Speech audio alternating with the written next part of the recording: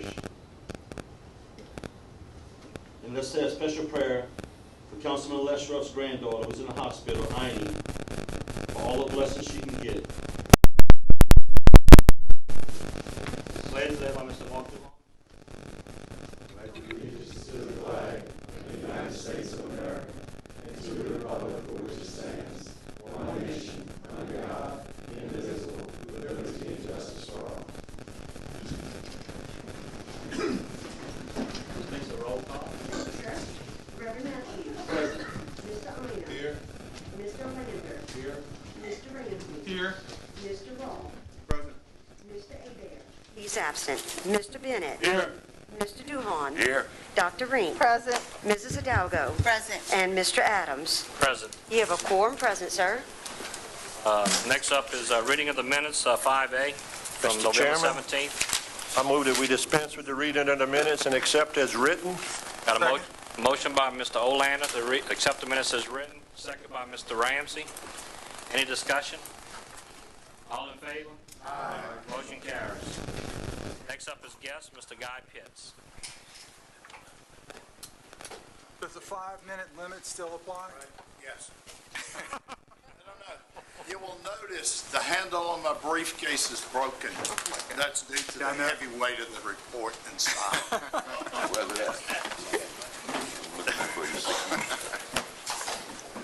Guy, you promised 15 to 20 minutes, though. At least.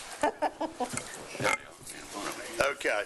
I think y'all have all, you have 2 bound reports, and then you're going to have a summarized report. We're going to do the summarized report unless someone objects. Hold on. It's in the big book. Yeah, it should be in the large one right in the Yes, sir. front. Let me say this first. Let me thank your administration and your financial administration and all their staff for the assistance and forbearance they gave going through this audit, particularly in a situation where we had COVID. My name is Guy Pitts. I'm with Pitts & Mott. We're the CPAs for the Parish Council. What we have here, I'm going over a summary of what is called a reporting entity report. The reporting entity reports not only the council's activity, but the activity of all the what are called discretely presenting component entities. Those are the where you have indirect control over them, things such as water districts, hospitals, fire districts, etc. So this summary includes information on both of those. And at the left-hand side, it references the page number that you will find the detailed information within the report. I will say this, after you all get a chance to look at it, it's a rather voluminous document, 211 pages longer. I mean, 211 pages long, 5 or 6 pages longer than last year. If you have any questions, be happy to go over them with you by phone at my office or, at your meeting place of choosing. Let me do this at the beginning to tell you how, if you want to search for different things in here, what is in here. On page 6 and 7 here, it's what is called the government-wide statements, and that would include all the information on the parish council and the component entities, all assets and liabilities, including long-term assets and liabilities such as buildings, equipment, land, and also the long-term debt that may be related to them. On pages 10 and 12, are information on the St. Mary Parish government only. It's on the governmental funds, which y'all have quite a number of funds, all of which are governmental type funds. Otherwise, they're primarily financed by taxes or indirect type fees, not fee for services. You have 3 funds which are funded by fee for services. They're called the enterprise funds. Information on them is found on pages 14 and 15 Pages 24 through 121, the notes to the financial statements. You'll find everything you need to know, and plus a bunch of stuff you probably don't need to know. But anyway, required disclosure.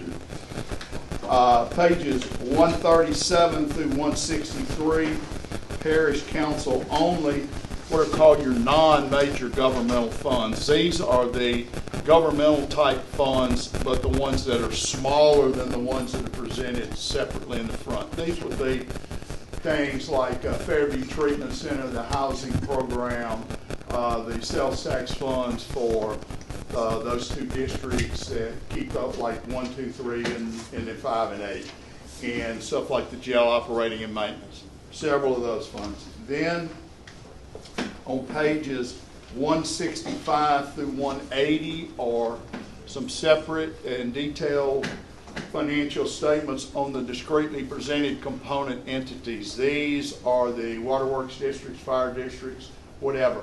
And they're presented in such a fashion that on one page, for instance, all the fire districts would be reported side by side, so you can make a comparison of what their assets are, what their revenues are, and so forth. Then on pages 189 and 190 is your federal funding.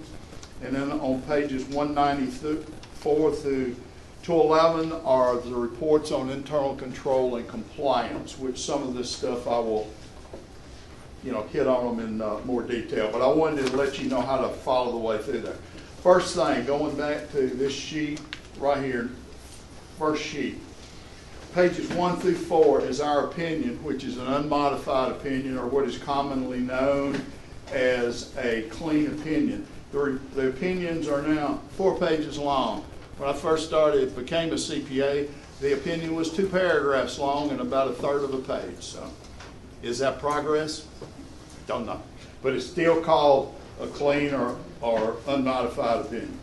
Pages 6 and 7, this is the statement of net assets, and this is from the section that I mentioned earlier that includes, and there are 2 columns on here in the summary, one for the council only and one for the parish-wide, which includes council and the component entities. You'll see from here total assets and deferred outflows. Essentially, deferred outflows are about the same thing as assets.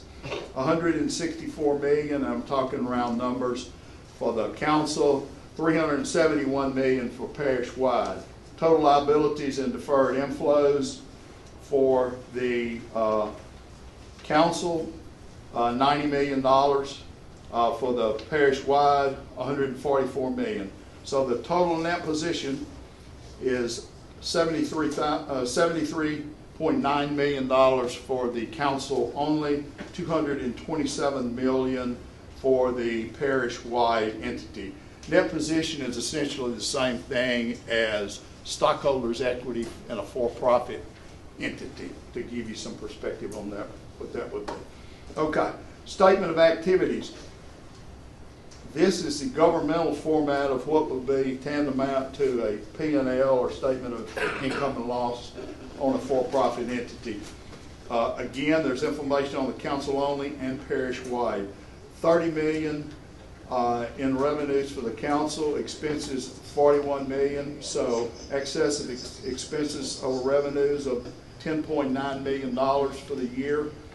For the parish-wide, $97.5 million in revenues, $200.2 million in expenditures, so $2.7 million excess of expense over revenues parish-wide. If we go to page 12, this is the governmental funds, and this is all the governmental type funds, which includes everything but your 3 enterprise funds, which are included in this information on page 15. So it's easier for me to tell you which ones ain't governmental funds than to enumerate all the governmental funds. The ones that are not governmental funds, that are enterprise funds, are reduction and transfer, Kemper-Williams Park, and the small animal control shelter fund. Those are the only 3 that are enterprise type funds. Okay, going back to 12, which would include the information, the revenues, expenditures for the governmental funds, and this is presented only for the council. 26.6 million in revenues, expenditures 38.9 million.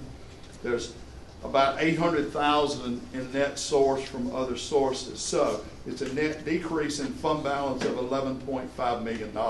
So you're going to ask yourselves, and rightly so, well, how can we bring in 26 and spend 38? Okay. In governmental expenditures, essentially provide for three things. One, your current operations, such things as salaries, insurance, rentals, and things like that are current spending on current operations. Then it also includes things you are buying things with current dollars for the future. This would be like capital expenditures. We're building roads, we're buying buildings, and we're buying equipment and so forth. Then the third thing is debt service. We borrowed money in the past for which we have spent to do things, and now we're paying for it, currently, just like you buy a house, you got a mortgage on it. Okay, out of the $38 million, about 21 is current, approximately 14.5 million is for capital expenditures, otherwise things you're buying now, but you'll get the benefit for them in future years. Under governmental type accounting, this is reported as a current expenditure, whereas business people, hey, if I build a $2 million building, I don't expense it that year. I'm using it over 40 years or whatever, so I put it as an asset. Governmental operates differently. And then the debt service, which is paying debt from prior times, which includes both the principal and the interest, is about $3.4 million. So you've got about $26.6 million in coming in, and you're spending a little over 21 for the current operations. The rest of it is either buying stuff for the future or paying for stuff that you've already acquired in the past. Now, still, how do I do this? There's the fund balance at the beginning of the year, which is money that's been accumulated from prior years. At the beginning of 20 was about $22 million. So you're still left with governmental fund balances of approximately $14 million. So I did want to, it sounds, I'm not saying it's good to spend more than you bring in every year. Obviously you can't do that every year, but it sounds scarier than it is on the surface, just mentioning these numbers. Okay, moving to the enterprise, which are the three funds I discussed with you earlier. And here we have a comparison of those between 2020 and 2019. Operating revenues in the current year, 3.9 million. Total operating expenses, 5.5 million. So it had an operating loss of 1.6 million. That's in the current year. Now, there were some other non-operating type revenues and expenses. They netted out to about 200,000. So the loss before any transfers in to assist in the operation was 1.9 million. About 800,000 is transferred in. So there's a net change, which is a reduction of the net assets, which is the same thing in a for-profit business, because this operates like a for-profit business, which would be like a loss or a reduction in your stockholders' equity. That's $1.1 million. Now you'll see a big difference in the prior year of expenses being $8.4 million. An unusual item took place in 2019. A reevaluation was made out of landfill closure and post-closure costs, which added approximately $2.75 million to the expense for that year. That would not be a non-recurring thing. What major things took place this year? On page 44, there's an explanation of what is called a prior period adjustment, and this was adjustments made to the beginning balances based upon items that occurred in the prior year that either weren't recorded or weren't fully or appropriately recorded. You'll see that adjustment on there. One of these items added $10.7 million to the fund balance in the governmental funds. What this was, y'all, in 2019, you issued $11.5 million in Go Mesa facility loans. All of the activity of that was not picked up. And so an adjustment was made at the beginning of the year to make sure that that was picked up. So these financials are statements are properly adjusted to recognize all that. There was another amount that occurred in a prior year related to the golf course, which was about $187,000. An adjustment was made to that. So basically what happened, the governmental funds were increased by about 10.7 million.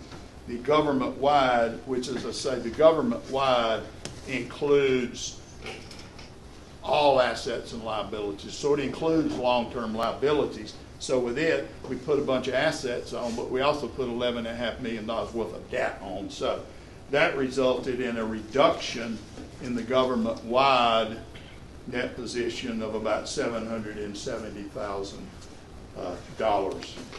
And while we're on this, these two items are also mentioned in the findings, and which I'll mention later. And as I say, all these financial statements have been adjusted. Your management has either already put into play or is in the process of putting into play methods of accounting and reconciliation that will prevent this from occurring in the past. So I did want to say that. Well, in the interest of time, no need, I guess going over the same thing more than once. Okay, so if we move to the next page, this is makes reference to those findings and so forth in the back. Page 189 and 190 lists the federal awards. Y'all have 16 federal awards for approximately $5 million. There are two major programs, one of which is Go Mesa for about $1.4 million. The other is hazard mitigation grants related to some FEMA activity. It is also approximately $1.4 million. These amounts are based on not how much you receive, but how much you expend. So sometimes you spend some in advance and get it the next year. Other times you spend some this year and get it next year. Primarily the second. You spend and then you get back. But anyway, okay. Then there are two reports. There's a report on 194 and 195, which is internal control and compliance. That is for the entire activity of the council. And then also certain things are reported related to the component entities based on their separate auditors' audits, or if we happen to be their auditor, our reports on those. All the things are reported on the council. Everything is not reported on the component entities because some of them are small, and an item that would raise to a point of being reported to their management would not be significant, for y'all's consideration. All of the stuff on theirs has been reported to their management. Also, y'all receive reports that has everything in it. So we didn't want to burden y'all with, I don't want to say nickel and dime stuff, but nickel and dime stuff. So, and let me go first over the 196 and 197. That's internal control and compliance over your major federal programs, which are the two I mentioned above, Go Mesa and hazard mitigation. The reason I want to do that one first, we found that totally in compliance and opined in that manner, and we found no compliance items or no internal control weaknesses on that. So clean bill of health on that. So let's go back to 194 and 195. What we have here is two internal control deficiencies related to the council. The two of them I've already talked to about, those two things having not been recorded either in the exact proper amount or in the proper periods. As I say, your management has addressed those, and it has been adjusted. These financial statements present the proper amounts. The next thing would be two items of non-compliance related to the council, and there are three items of control weaknesses related to the components. The two items of non-compliance related to the council would be on page 201 and 203, item numbers 2020-003 and 2020-004. The one on page 201 has to do with budget monitoring. Certain of your budget ordinance and also state law requires if there's a certain variance in the actual to the budget, and budget amendments are not made to account for that, that it's a non-compliance with state statutes, and that must be reported. Details of that are on page 201. And then 203, you're not allowed to have a deficit in any funds. That means when you end up at the end of the year with a deficit. There were some funds that had that. They're presented on page 203. So, and then the things related to the component entities, 3 things. On 205, a thing called application of GAAP. What this means, and this the probably 2/3 or 3/4 of the component entities have this. Basically what this is that their in-house management or board members, or they do not hire somebody from the outside to assist them with accounting, to basically prepare financial statements that would include all of this. So that's a required disclosure if they do not have that ability. Those that may have somebody in-house that can do it, and you can imagine most people do not have somebody in-house like Mr. Gouverneur, particularly, water and sewer districts and recreation districts and things like that. Then there's a thing called segregation of duties. 206. Segregation of duties is basically, there's certain duties that if they're performed by one person, someone else could either perform a duty that checks the accuracy of that or that does some check work on that. And this again is due to lack of personnel at these various districts. A lot of them have one person that does basically all of their bookkeeping. So again, this would probably occur on 75% of the component entities. And their management's all aware of this, and they have dealt with this as they seem proper. The normal reason for that is any additional security gained by hiring additional personnel is overcome by the cost of the additional personnel costs. Okay, the item on 207, proposed journal entries.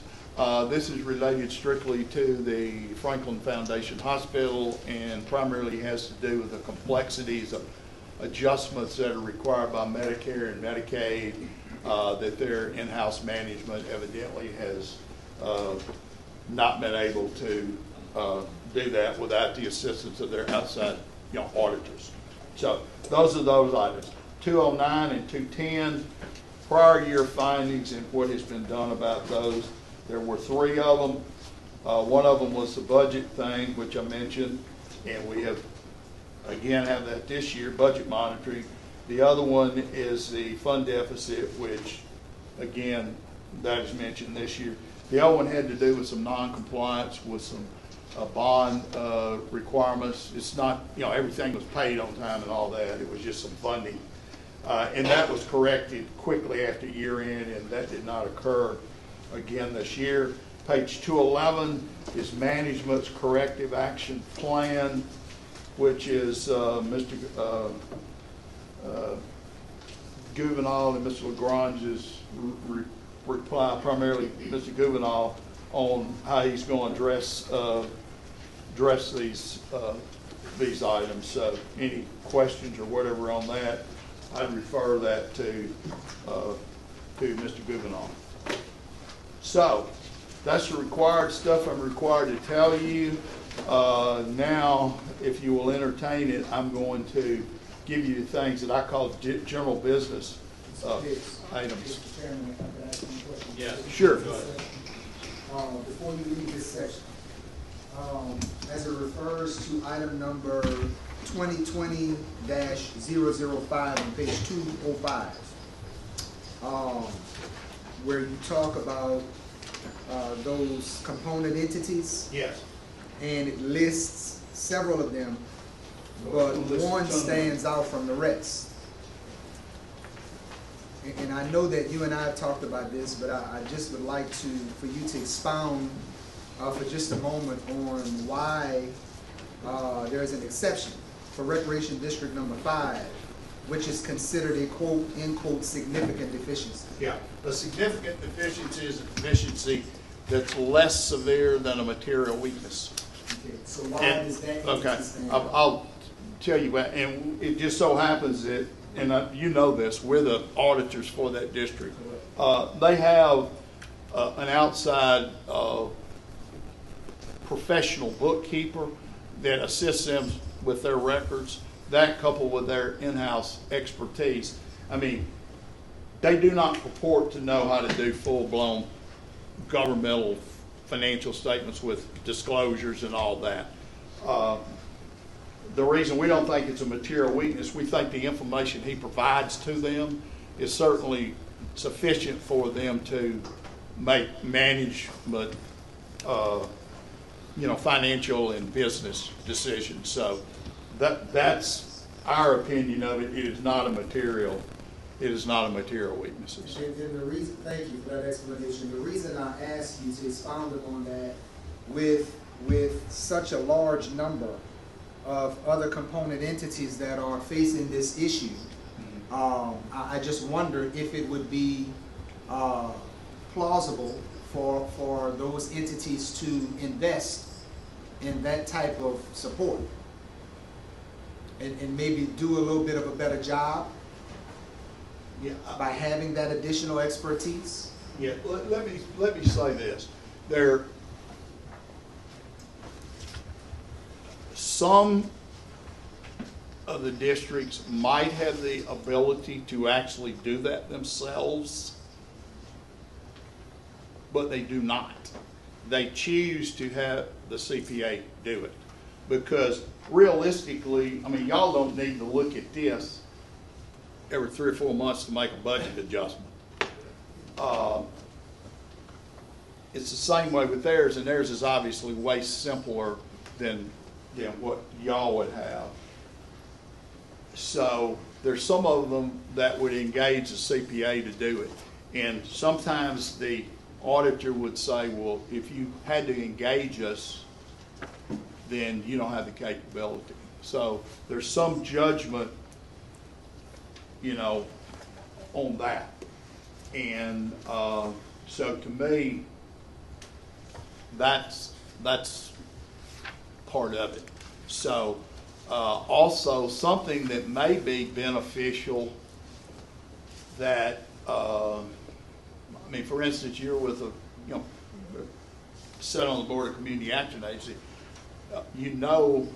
that they're required to have somebody with financial expertise as a member of their board, and they're required to have somebody with legal expertise as a member of their board. If not, they need to get them as a consultant. So there have been some cases where on a board, say a CPA or somebody else that was knowledgeable in accounting that could do this sits on the board.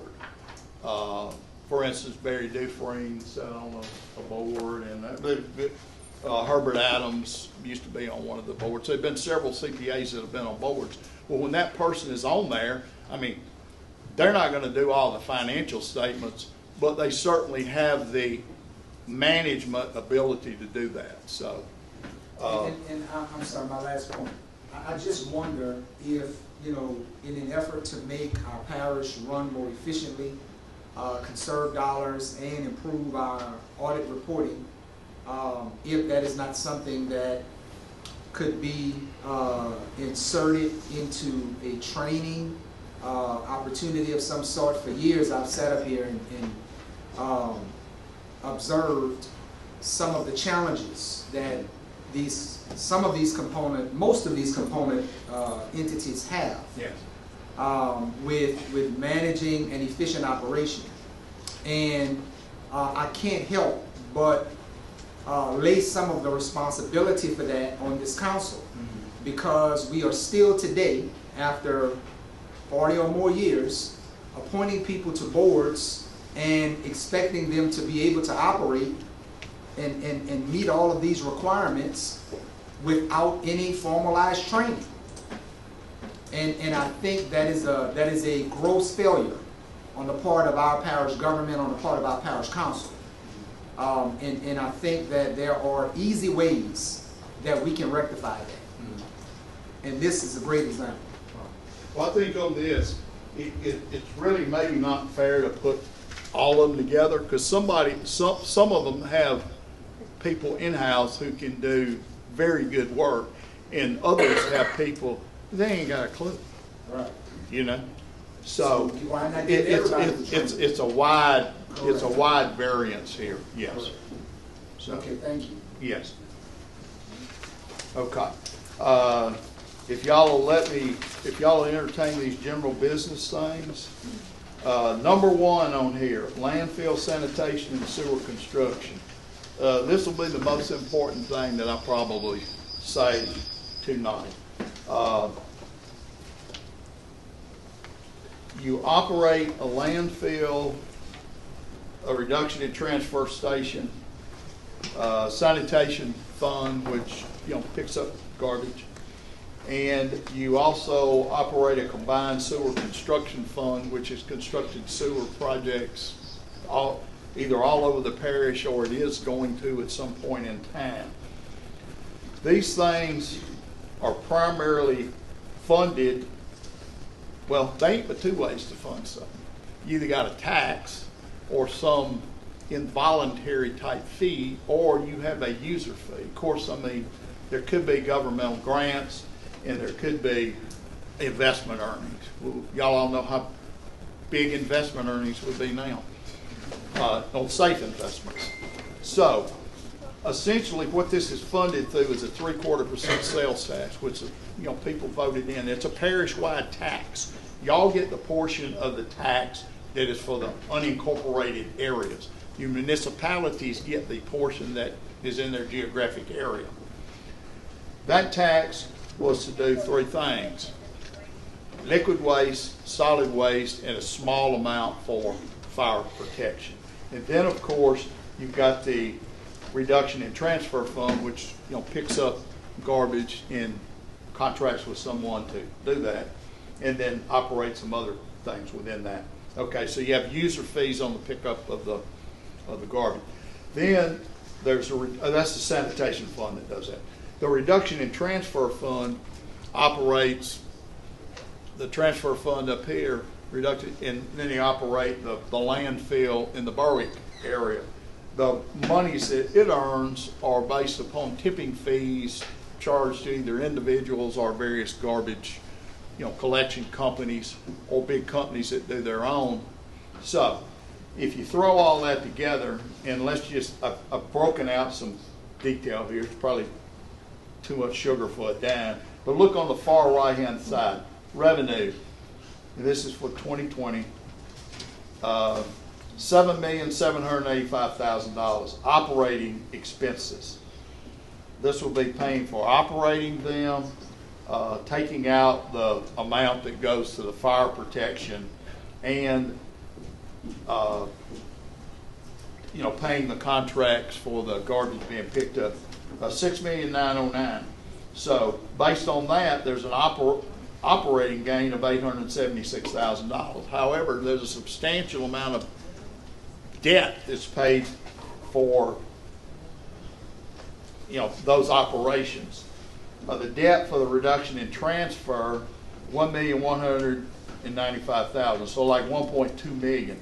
And if you look down in the stuff below that, this is money that is transferred out to do other things. Some of this is transferred out to pay debt. Like you see the number of the 705, that's a transfer out to pay some debt related to the 3/4% sales tax. So, bottom line on this, after collecting the tax, collecting the fees, and paying the costs and paying the debt, and then transferring some out, it's $1.6 million in the hole this year. Then I mentioned earlier they reassessed landfill closure in 19 and added about $3 million to it. So far, the estimated cost to close and post-close the landfill, which is not going to happen for years, the amount, you pick up an amount of expense in that each year based on how much you've used. So the estimated cost to date of that is $8,360,000. A number of years ago, not the beginning, but a number of years ago, funds were set aside for this, and they were pretty much getting fairly caught up to it over a period of time, funding what we put that year and then making up a little bit in the past. The amount in their funding now is $4,420,000, so that's a $3.9 million shortfall. Now, obviously, a lot of that came because of that big chunk last year. But here's what needs to happen to me on that. The council needs to make sure that the tipping fee is adequate to cover all intended costs, including some prior shortfall. Now, here's the thing with that. Y'all do that, and also other governments, essentially everybody here uses that landfill. Commercial businesses and then commercial garbage pickup people other than the ones y'all use. But when the landfill closes, there's going to be costs that need to be paid with no more money coming in. So the thing may be to be considered then would be, well, hey, we're just going to call up Barwick and Patterson, Morgan City, Franklin, say, hey, look, we got to come up with $15 million. Y'all going to send us some money because you used the landfill 20 years ago? Maybe not. But anyway, I think that needs to be, a good analysis needs to be made in that. I will say this with the landfill, it is an attraction for certain businesses because some major businesses here use it quite a bit, and that saves them money as opposed to using waste management in Jefferson Parish or something like that where they have to haul it a lot. So you have to kind of look at a balance. So that probably needs to be some analysis made of, are we charging enough? Are we running away customers or, whatever. But I'm just saying that's something that needs to be looked into. The other thing that I mentioned is the sewer construction. Well, there were some deficits in that from the prior years because they were doing construction in certain areas, and maybe it was a $2.5 million construction. They only had $2 million to do that, so they went in a deficit. But there's not a deficit in it right now when you look at the whole thing. But there's funds in there being spended way more than those coming in. So that needs to be looked at. And management Paul and Bo had developed this plan several years ago to do some funding in that, and they are funding that. And that's what this transfer of the combined sewer you see up above for $225. But I think at one time y'all were able to transfer about $500,000 a year, and that had decreased and it came back up a little bit. So these are not immediate problems, but they're looming problems that need to be, dealt with. Yes, Scott. Mr. Pitts, on the landfill, closure costs and post-closure costs. Yes. Isn't there a sinking fund where we're supposed to be contributing to it? Yes. To pay those costs? Yes. Are we keeping up with adequately funding that sinking? No, that's what I was saying. If you took, and let me see the note on that in the financial statements gives pretty substantial amount of information in It seems that. like that's a disaster waiting to happen here. Well, the good thing is the closure is not going to happen for 25 or 30 years. So it's not like, we don't have time to deal with it. But on page 117 and 118 is a detailed note about that. But within that, it's saying what the total cost is estimated to be. What's the total cost to close it is about $12.2, and it's about $3.3 to monitor it. So $2,300,000. yes. And what I'm saying of that, and this is, and one thing in accounting that's for governments. It's done real sensible. You figure out how many tons or how many cubic yards, whatever you measure, your landfill holds, and say if you're saying, okay, we're 40% full based on the engineering estimate, then we're going to take 40% of what we think the closure and post-closure is going to be. And we've already incurred that expense because we've got the benefits, so then we pick that up. Back on my summary sheet, that's what the $8,360,000 is. Otherwise, that's how much of the post-closure we've really incurred now based on how much we put in the landfill. So if we had matched that dollar for dollar, we'd had to have $8,300,000 in there in the fund you're talking about, where actually there's only $4.4 million. So there's a shortage of about 3.9. But as I said, a reevaluate, and DEQ and EPA makes you reevaluate periodically. A reevaluation was done in 19, which added about $3 million. Well, rough numbers, about $3 million to that cost. So even if we'd been caught up, we'd have automatically fallen $3 million behind. Is this something that you would suggest we begin to address now, or is this something that we should wait down? Yeah, I think it needs to be addressed because of that tipping fee. For instance, say if, and I don't even know what the tipping fee is right now, but let's say it's $50 a ton, and it's $50 a ton to cover the operation and the debt, but we don't have anything in there to cover the post-closure. When it's closed up, we're still going, that liability's, you're not really going to have to pay that money until about 30 years. But when you pay it, there's going to be no more revenue stream to offset it. So yes, I think that's when the tipping fee needs to be adjusted for whatever is economically feasible, but also it needs to, cover the cost of those things. Now, but you will see this, if the tipping fee is adjusted, normally, and this is in y'all's contract with your person picking up the garbage, if otherwise you're raising their cost to drop, so they have a method in the contract which allows them to update their per person billing. Is it correct? Yeah.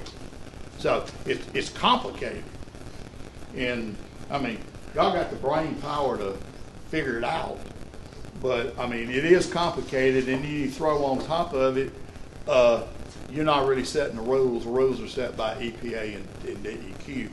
They don't very often come up with a rule that like decreases people's costs, but they will allow that if a new technology comes about that could reduce some of this landfill stuff. So anyway, that's maybe an oversimplified answer to it. Okay, let me touch real close up quickly on these small animal. It has an operating loss of approximately $325,000 a year. A number of years ago, the fees covered about 60% of its operating costs. In 2020, the fees covered about 22%. And this is an operation, y'all operate it for the, for the entire parish, including the municipality. Okay, golf course. I have to preamble this, but I love golfing, so maybe my views are colored. But anyway, the golf course is by far the most effective of any parish-owned recreational facility in funding its operating costs through user fees. None of the recreation facilities near, fund their operations, but it's been in operation, many years, and it's just not going to make money. So some additional funding needs to be established, and I mean, y'all have been funding it to the tune of $250 a year for a number of years, plus some additional amounts, and almost every year. We need to maybe look at some type of a fixed, dedicated funding source for that. And then a couple of just very general things. You have a number of small funds, some of which have been consolidated together, primarily in 18 and 19. I still think we need to consider consolidating some, but in particular, and these are bigger funds, the reduction in transfer and the sanitation, that's the one I explained to you. You're kind of doing the same, I mean, you know, to me, if you're picking up garbage and you're processing garbage, maybe it ought to be in the same operation rather than say, oh, the picking up's over here and the processing is over here. It might be easier to follow and easier to manage, but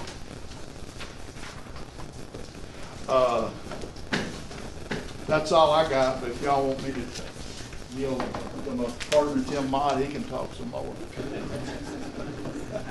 Anybody have anything? Oh, yes, sir. Thank you, Mr. Guy. Appreciate All right, it. thank y'all. Next up, Ms. Denise Chesson.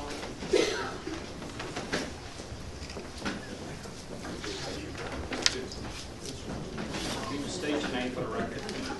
Denise Chesson.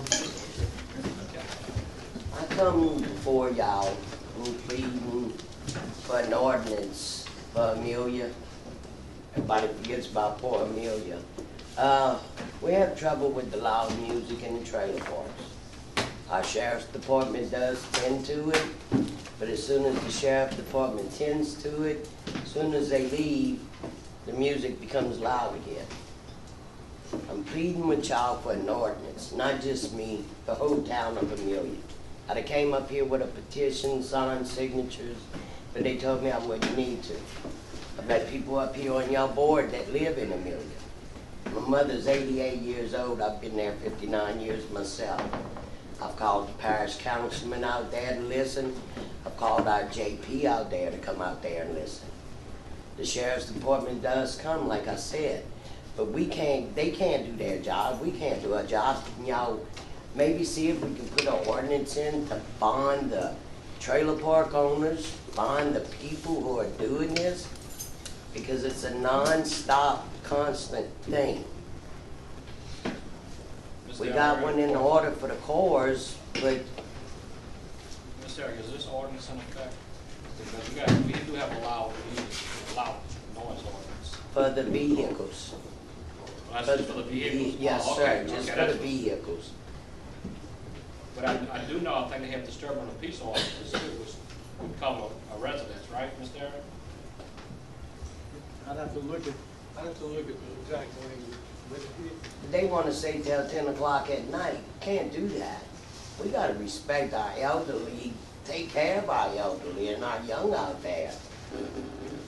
We've got some law enforcement. Can y'all help us on that? Any? They have been helping us. Is there any ordinances, like disturbing the peace? What is the law on that?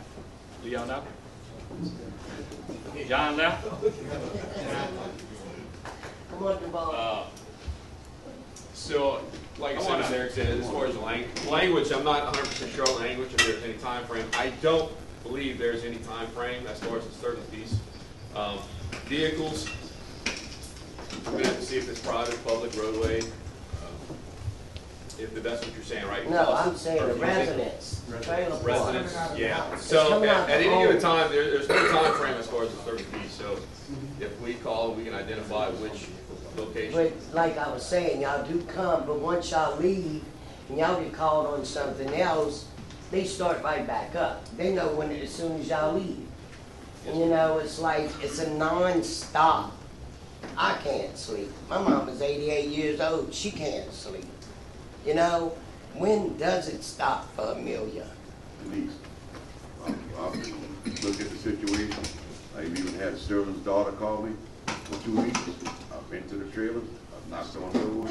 Yes, you have. But what we'd have to do, we'd have to try to get in touch with legal right here, see what kind of ordinance we can put up, Okay. what we can do about it, and we'll vote on it.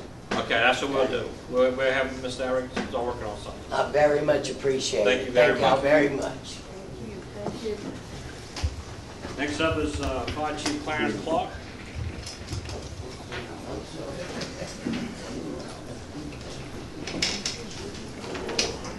State your name for the record, please. Clarence Clark, Fire Chief, St. Mary Parish Fire District. Last week I had asked you to put on the agenda. After the agenda came out, we did have a meeting yesterday, at 9:30 a.m. with Mr. Paul Rubenall, Mr. Bo LaGrange, Ms. Jillian Fisher, myself, and Vice Chairman of the Board, Ronald Chillis, in reference to the parish policy and procedures. After speaking with Mr. Paul and Mr. Bo and Ms. Jill, I was informed that the laws that I brought that reference fire departments, they were not aware of it, so they were given those laws, and I was informed that they will look into, incorporate those laws into the books. The policy currently in place is for 8 hours like employees. Some of my employees at the fire department are 12. So just to give you a rough deal of what's going on, they were working 12 hours. Sometime on holidays we only get paid for 8. Vacation, the state requires 18 days for fire department firefighters. The parish only give like 10 days. So we are going to be working on it. Hopefully everything falls into place. This is something new to the parish. When y'all took over October 1st of our board, I guess the parish council or personnel wasn't aware of some of these laws that were given to the guy who was going around actually to the boards. So hopefully in the coming days, everything will be in place. And if things, I need the parish council, we'll come back to you with the board. So Mr. Bo and Mr. Paul do have the paperwork in hand to be reviewed. That's what I have on the policy right now. Just giving the council an update. District 11 on next Sunday will host our annual barbecue pork steak sale dinner. The tickets are $10. I do have tickets on hand for those parish councilmen or persons in the audience who would like to purchase some tickets. Please come out and support our volunteers. This is the way that the volunteers actually buy uniforms for our volunteers. Since with training and other things, the board can't basically purchase it. The volunteers do purchase different things for the community. We give out bikes for kids for Christmas. We send flowers to different funerals. There are persons in the fire department send cards, balloons, and things of that nature. So, we look forward to the support of the council along with the parish for this dinner. Normally we sell about 1,000 plates. So hopefully we can continue our forward. And if you are free, we're going to start serving at 11 o'clock, 11 to 1. We're going to start cooking Saturday night at 10 o'clock. So if you're free, please stop by, help us out. The doors are open to the fire department. Anybody have any comments, questions? Mr. Bo, y'all working on this? Yes, sir. As Chief Clark mentioned, we had previously met with Chief Clark and some of his staff prior to us taking over payroll for this fire district. And Chief Clark had mentioned that there were some state statutes that govern firefighters that may differ from what our parish personnel policy is, even though their district, like other districts, adopted our personnel policy. And so at that time, we had asked that he present them, but we had never received them. And then when this issue came up this was relative to holiday pay for one of his firefighters who was scheduled to work. And so that's when he brought it to our attention. So that was the purpose of the meeting yesterday, was Chief Clark brought some statutes, which we advised that we would definitely, those statutes supersede the parish's ordinance or policies. So we'll implement the policies of those statutes relative to the firefighters that were eligible for that type of holiday pay or vacation pay. So going forward, I do not foresee any issues whatsoever. And the firefighter that we had a question on how they pay for Thanksgiving, the difference was 2 hours pay, so we will make sure he does get paid for that extra 2 hours, additional 2 hours that he is required to be paid. Okay. Any other comments, questions? Thank you. And once again, the paperwork has been submitted to, I think, Dr. Traeger at the time when he was coming around to do all of the different boards. So, all right. Thank you. Thank you, Chief. Next up, Ms. Ann Poole.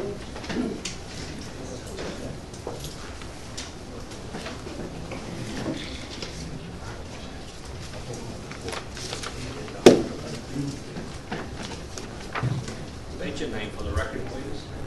And W. Poole. Good evening. Good evening. I think it's a privilege and an honor to be able to address our St. Mary Parish Council on tonight.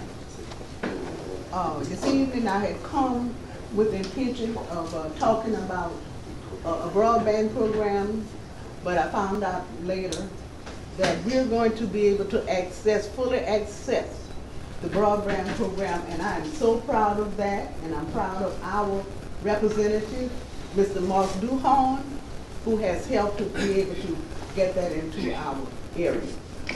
Also, we were addressing some problems with some roads. I think Mr. Martin and they are taking care of that, and we really appreciate that. We also would like to thank the Parish Council as well as the citizens of St. Mary Parish, how you assisted us when we had to take in people from adjacent parishes during Hurricane Ida and some evacuees. And you all came and assisted us and fully supported us. And then after the picking up the debris, we did not have to wait forever and ever for the debris to be picked up. The parish saw that the debris was picked up in our area. Tonight, I'd like to mention that we are the members of a community engagement activity. What we're doing, we have set up a community engagement activity which will address issues involving in the community that we need to be done. Hurricane Ida, as well as the COVID virus, caused us to have a lot of setbacks. Who would have thought that we would have to have many community meetings virtually? No hand-to-hand contact, wearing masks everywhere you go, socially isolated. And it seems that with the ongoing with these viruses, that may be a new norm and a new way of living for us.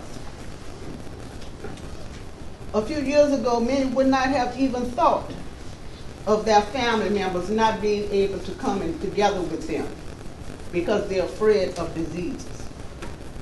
So, having said that, recently we took a snapshot survey of our community as a method to begin adjusting and identifying community needs moving forward from 2022 and beyond.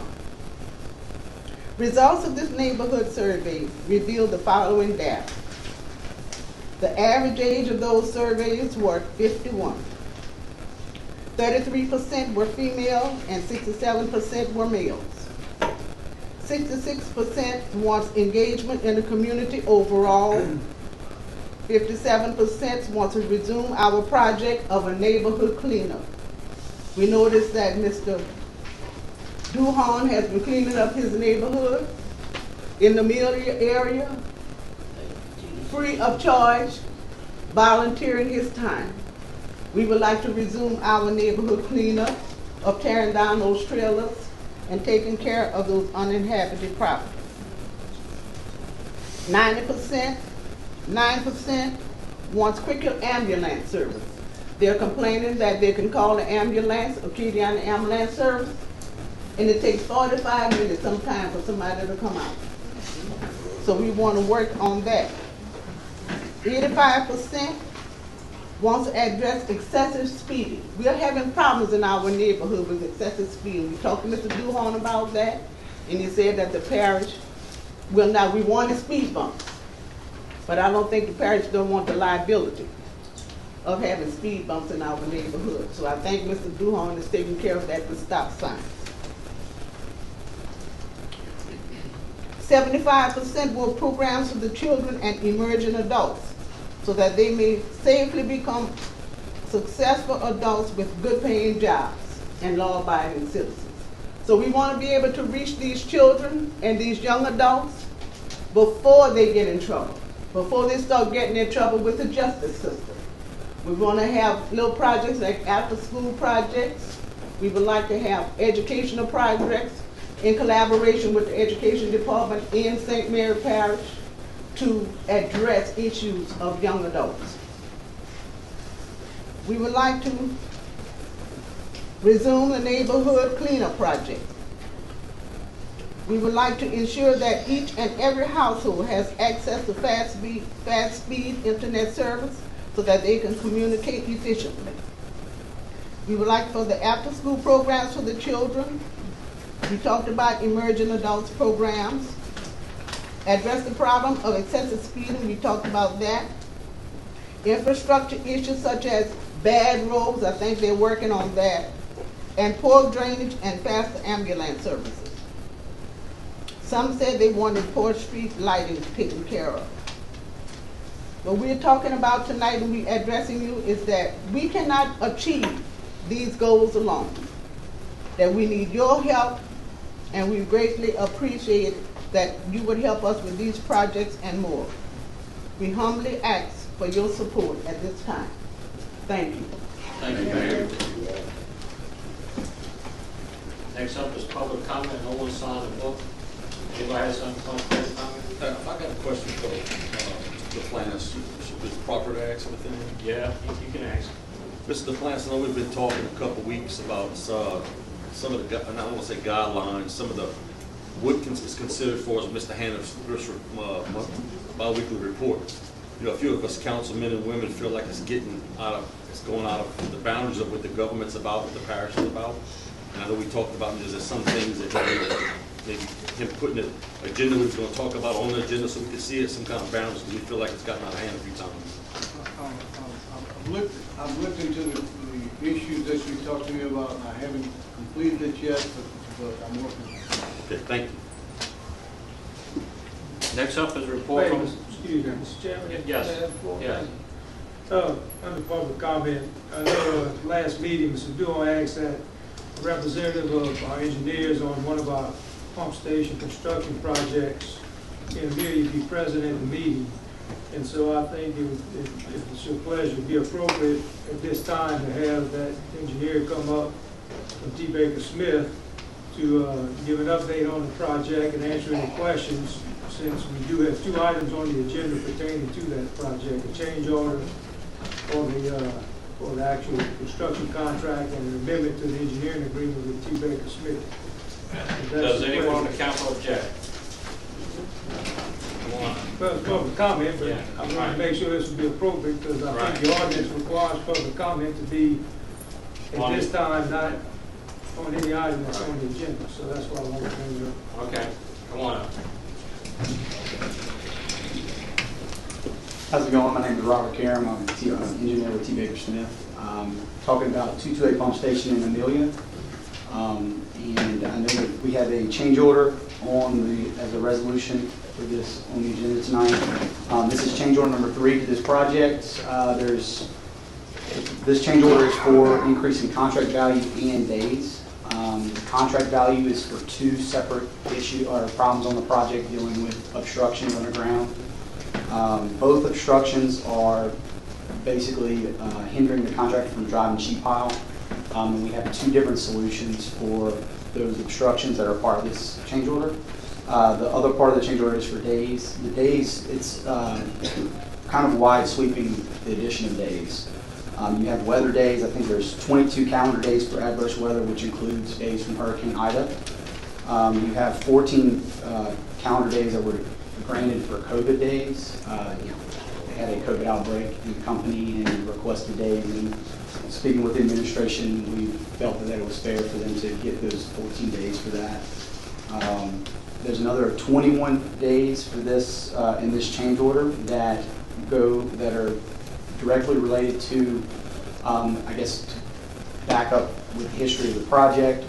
I'd already want to make them replace their site superintendent due to issues in the project. That replacement resigned, and when that replacement resigned, we then required them to find another replacement that was not the previous superintendent. And it took them, we were granting them 21 days because it took them, that time. We actually made them submit resumes for us, for T. Baker Smith and the parish to review, so that somebody who the replacement would be approved. It would show that he had the experience to do the work. So we granted, there was 21 days for that, and then there's 19 days that are directly related to this to the change order for sheet pile installation. The reason we do 19 days is mostly because of material lead time.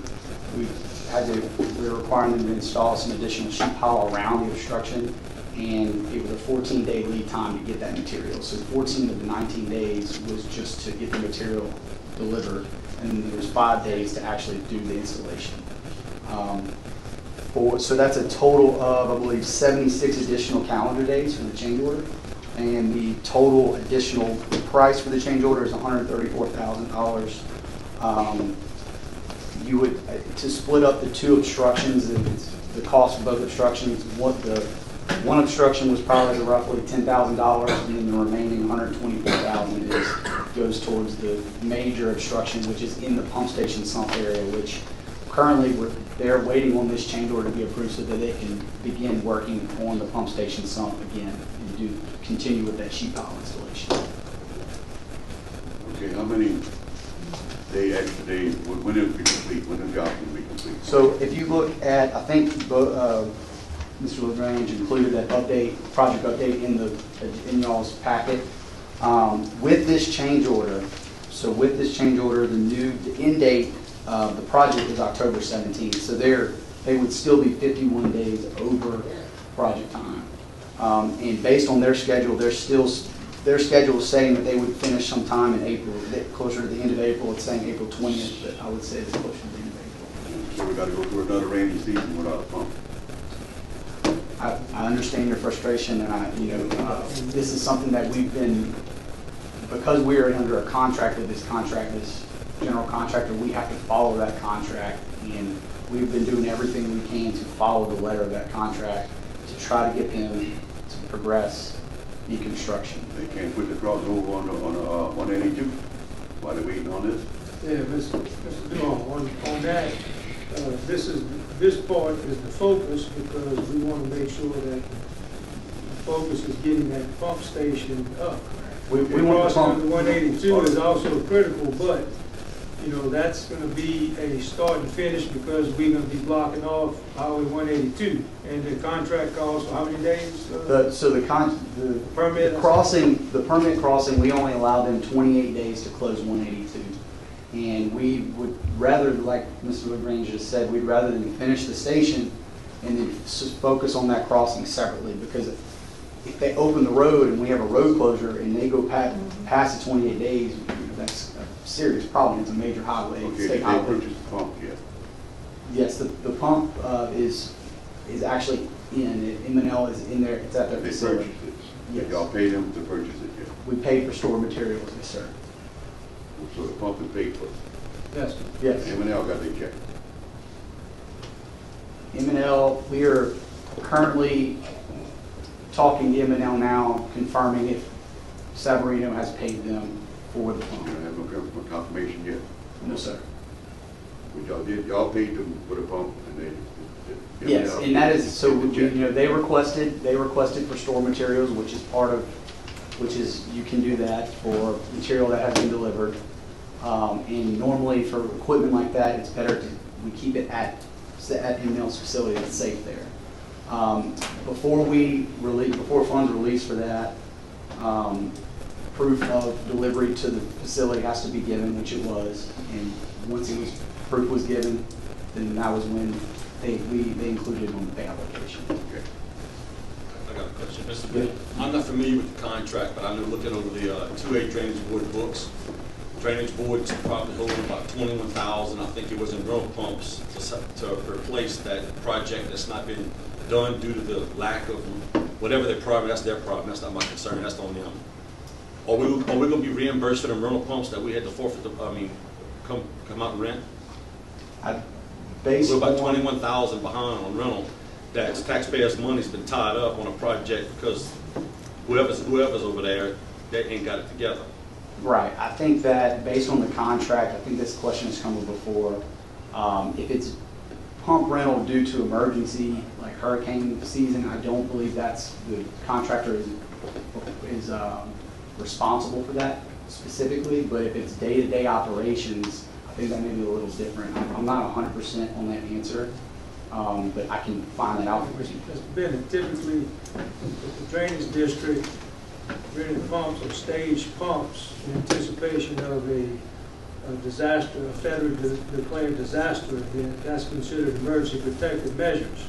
So it's incumbent on the drainage district to seek reimbursement through FEMA for those expenditures that they incurred in anticipation of this proposed expected emergency. And then FEMA, depending on the reimbursement percentage, it could be as low as 75% up to 100% reimbursement. So the question, another question on those pumps that were staged, due to a pending emergency under a federally declared disaster, of which St. Mary Parish was in a declared disaster area, would be that District 2A has or intends to file for reimbursement through FEMA under the Public Assistance Program. But what I was told by the chairman of the board, I questioned them pumps that he had to rent wouldn't have been needed if that pumping project would have been complete. And so even if we get 75% back of the money, we paid 100%, Morgan City still out of 25% of their money. Yeah. And I think, not Morgan City, Drainage District 2A. Well, excuse me, Morgan City and District 2A.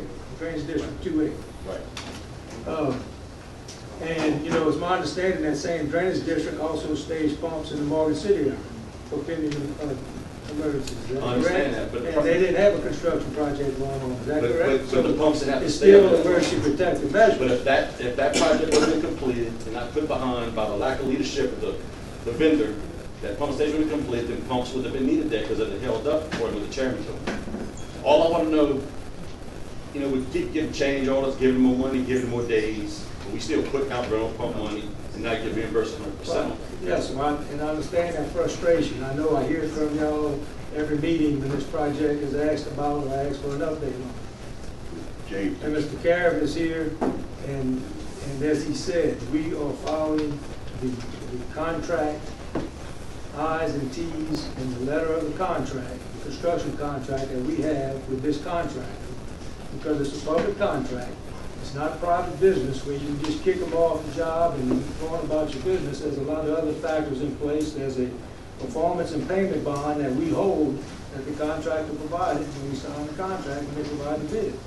So we are following that. T. Baker Smith's legal has been engaged with this every step of the way with us. Mr. Duplantis has been in on some of our moves as well in terms of as this contract has progressed. So I understand your frustration, but I want you to understand that we are trying to keep our thumb on this and stay on top of this to get it going. It's unfortunate, it's a public contract, you got to take the lowest responsible bidder, and sometimes you get the lemons that you have to work with, and I think T. Baker Smith is doing a fantastic job of staying on top of this project to keep it moving as best as we can.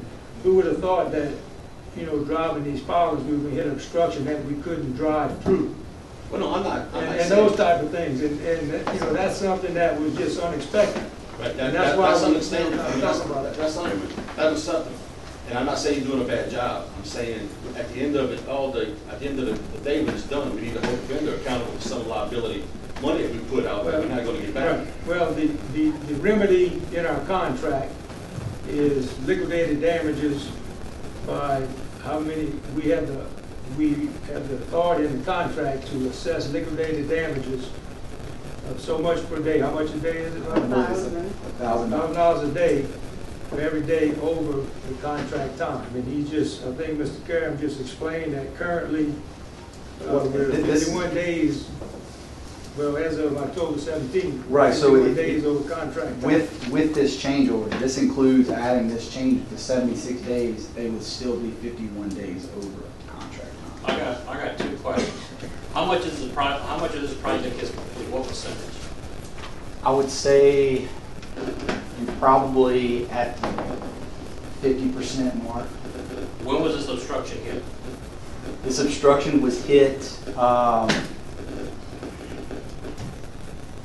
This obstruction was hit. I think I've given you an update at the drainage district meeting. But it was recently. It was fairly recently, yes. Okay. And we've been trying, the contractor actually tried to get the obstruction out of the ground and was unable to do that. It's too deep. It got to be, it was too dangerous, too close to the road. So we've been trying to get them to continue, and this change order I feel is critical for them to get around this obstruction to continue working to get the pump station built.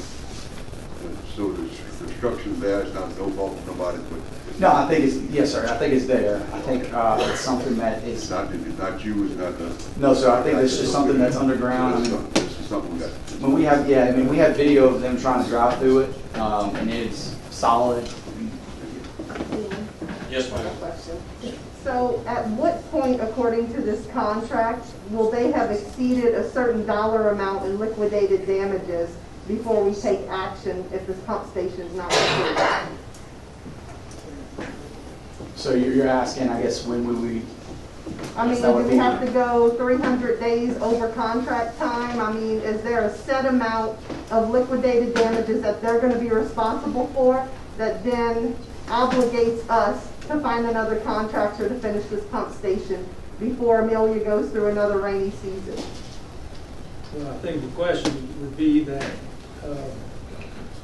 you know, through legal, at what point is, and what level, I think what you're asking is, at what level do we rise to where we call the bond company and say, hey, bond company, it's time for you to step up. It's time for you to step up. And I can't give you that answer tonight, but we will attempt to get some more information for that. I mean, because the contracted days were 270 to start with on this project. Yes, ma'am. You know, we're well over 300 at this point. Your projected is going to put us probably close to 500 Yes, sir. contract days, which is double the anticipated contract for completion of this. So at some point, we have to decide when is enough and we get the pump station complete. I agree with you, and I would say that we share frustration. We want this project to be complete. And I will work with Mr. LaGrange to look into if there's a set of number. I don't know the answer to that.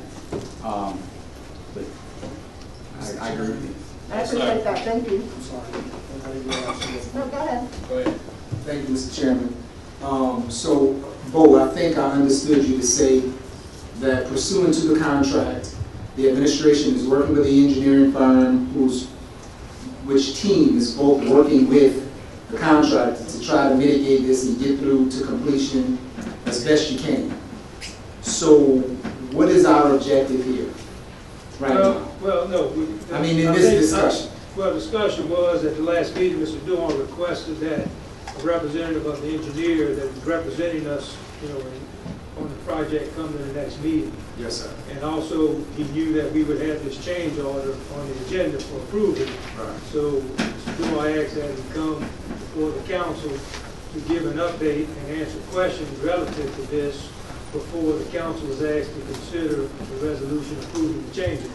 And that was the purpose, was to provide that information and have that dialogue with all of y'all relative to your consideration on this change order. So have we reached that point? Yes, sir. Other questions? Other questions? Thank you. We have one other business on guest. Mr. Guy Pitts, please inform we need to get a motion and a second to accept his report. So, I'll make a motion. got a motion by Dr. Rank. Second. Second by Mr. Bennett. Any discussion? All in favor? Aye. Aye. Thank you, Mr. Guy. Next up is report from Mr. Hanegraaff. Thank you, Mr. Chairman. And this is my report, which is the President's report. And it's actually, it's good. I'm glad to hear that certain council members are in the process, along with our legal advisor, to try to censor my report. This is a council meeting, and this is the President's report. So any censorship of my report, I don't think it's appropriate, and I would fight against. The only thing I have in my report right now tonight is discussion before you. You have an ordinance that's voting on the budget for 2022. And to touch base with the public and everyone else in the involvement in that, of course, the administration prepares the budget. And after we prepare the budget, we actually sit down and we have a meeting with the 3 at-large members and the finance chairman to discuss the budget. We go over it line item by line item. After that, the budget is also further discussed in the finance committee meeting. We also have 2 public hearings, one on November 17th, and we have one tonight. And with little to no input, I would hope that tonight the budget is going to pass tonight. It's a good budget. We do what we can with the monies we have in this parish. And other than that, without any other questions, that's all I have. All right, questions? Moving right along, Mr. Bowe?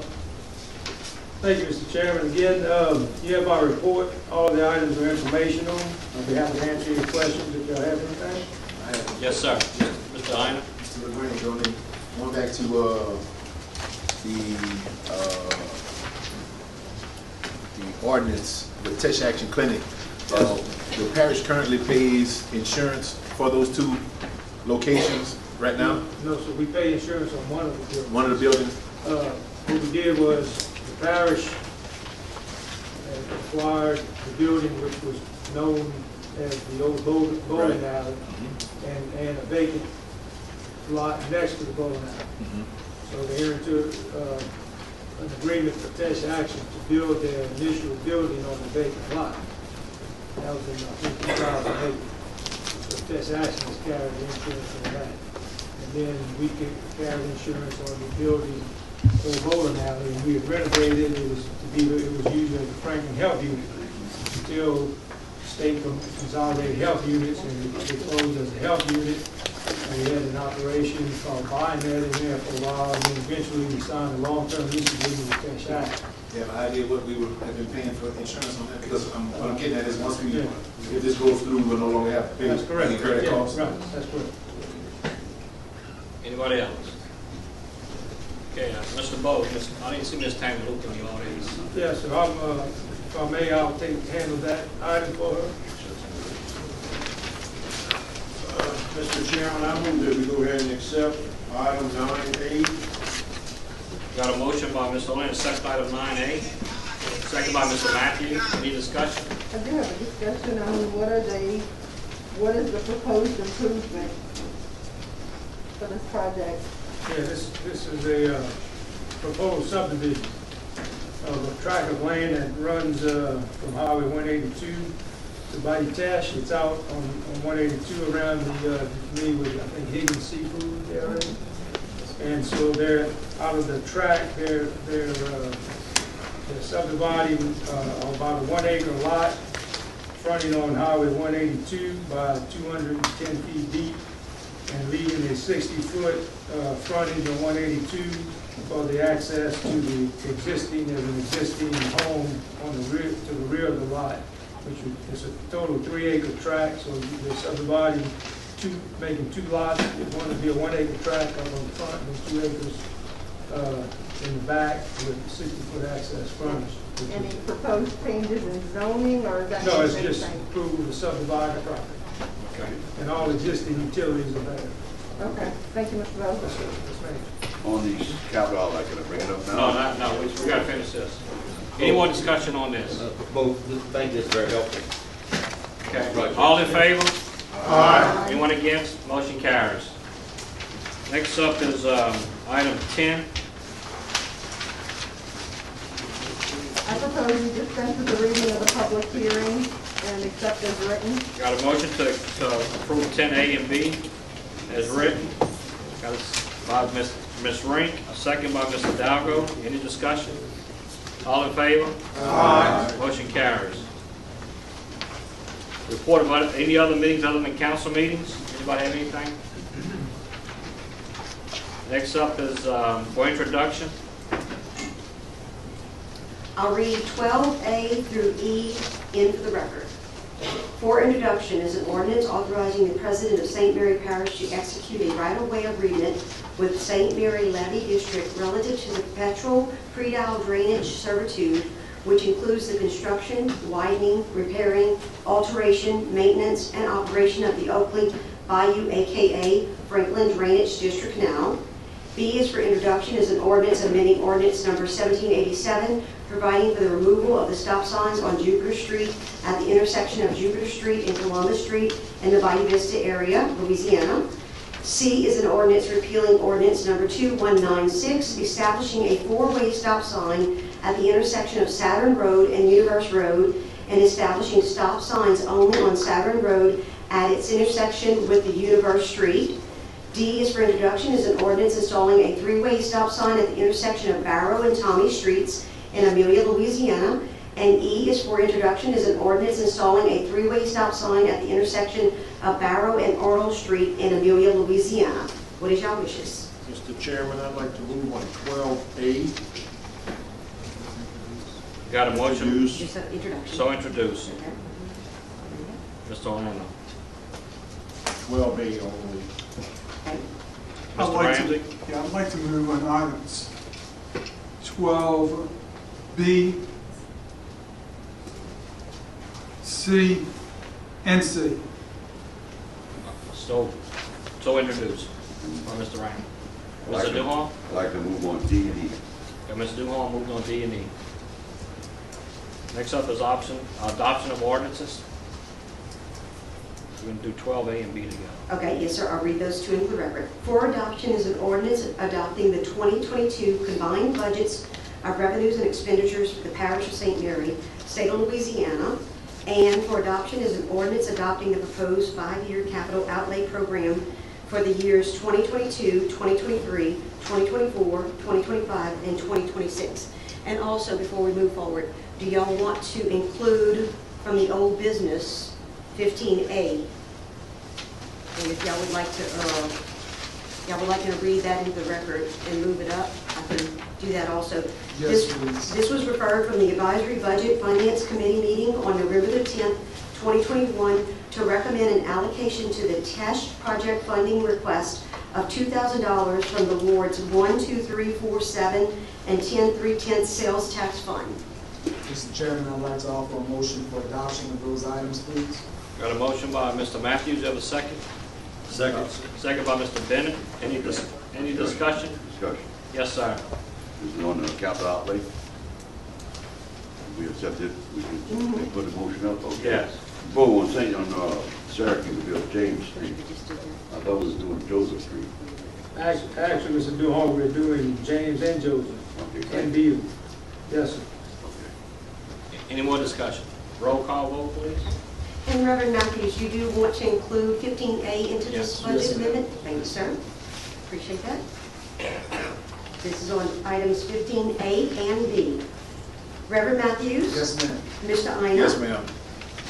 Was that a yes? I'm sorry. Yes, ma'am. Thank you, sir. Mr. Lander? You said 15A, you mean 13A? Oh, I'm so sorry. 13A and B. I'm on the wrong page. 13A and B? Yes. 13A and B. Thank you Yes, for the sir. Thank you, correction. Mr. Orlando. Yes, ma'am. Okay, thank you, sir. Mr. Ramsey? Yes, ma'am. Mr. Roth? Yes, ma'am. Mr. Abear? He's absent. Mr. Bennett? Yes, ma'am. Mr. Duhon? yes, ma'am. Dr. Ring? Yes, ma'am. Mrs. Hidalgo? Yes, ma'am. And Mr. Adams? Yes, ma'am. We have 10 yeas and 1 absent. The ordinance is carried. Thank you. Next up, 13C, please.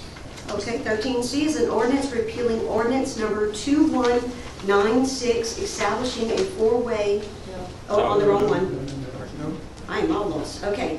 An ordinance proposing an amendment to the section 2-07 of the Home Rule Charter for the St. Mary Parish.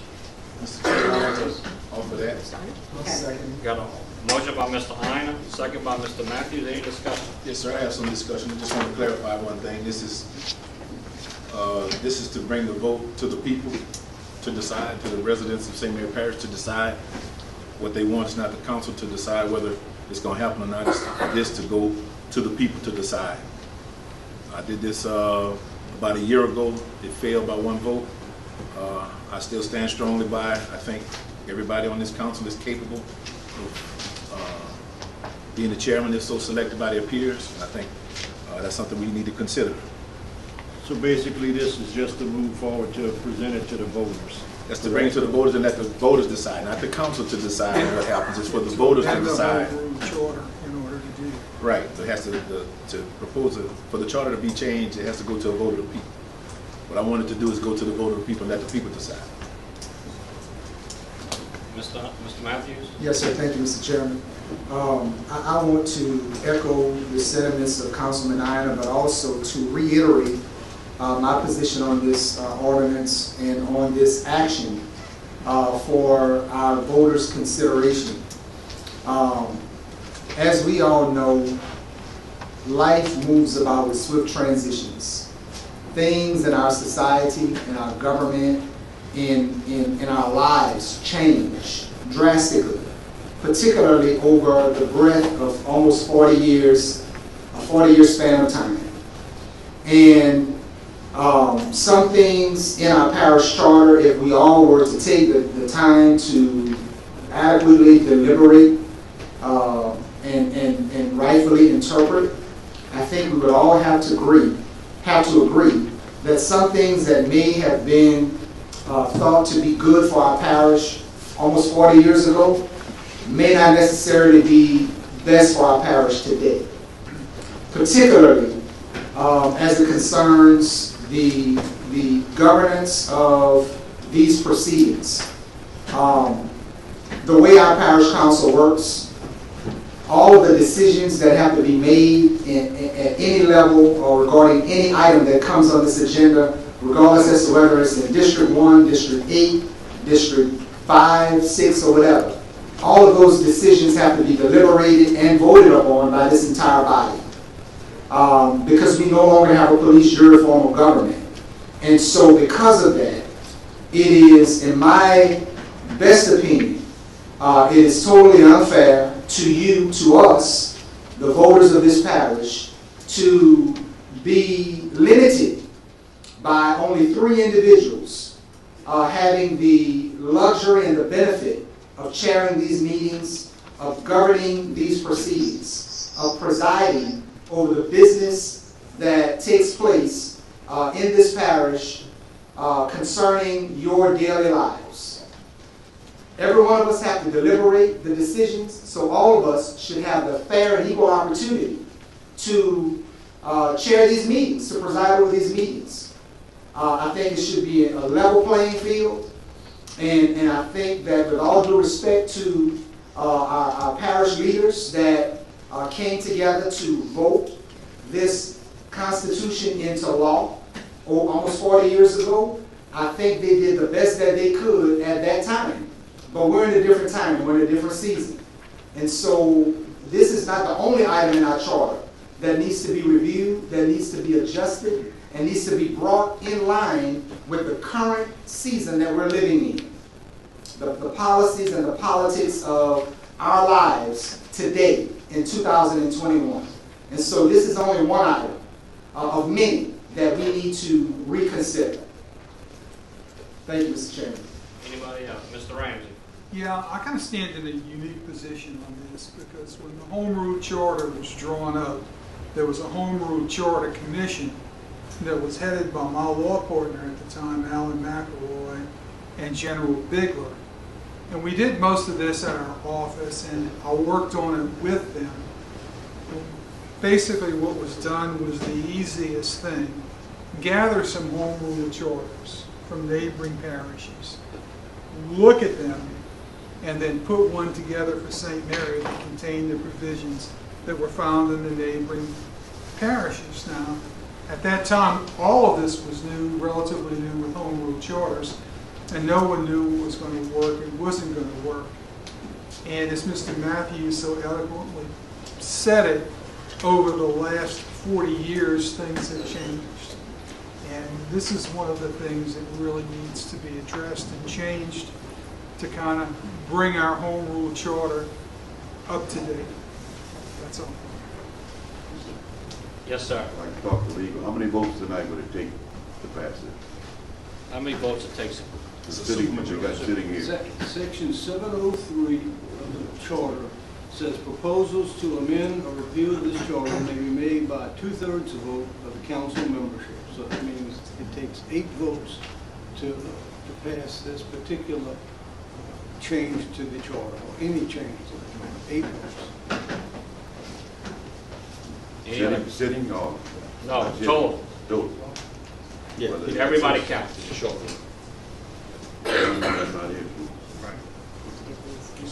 Anybody else? Roll call vote?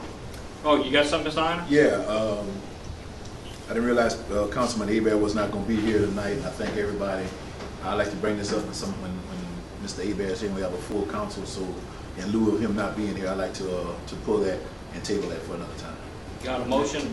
For next meeting, Got a motion tabled by Mr. Ina. I'll second. Second by Mr. Matthews. No debate.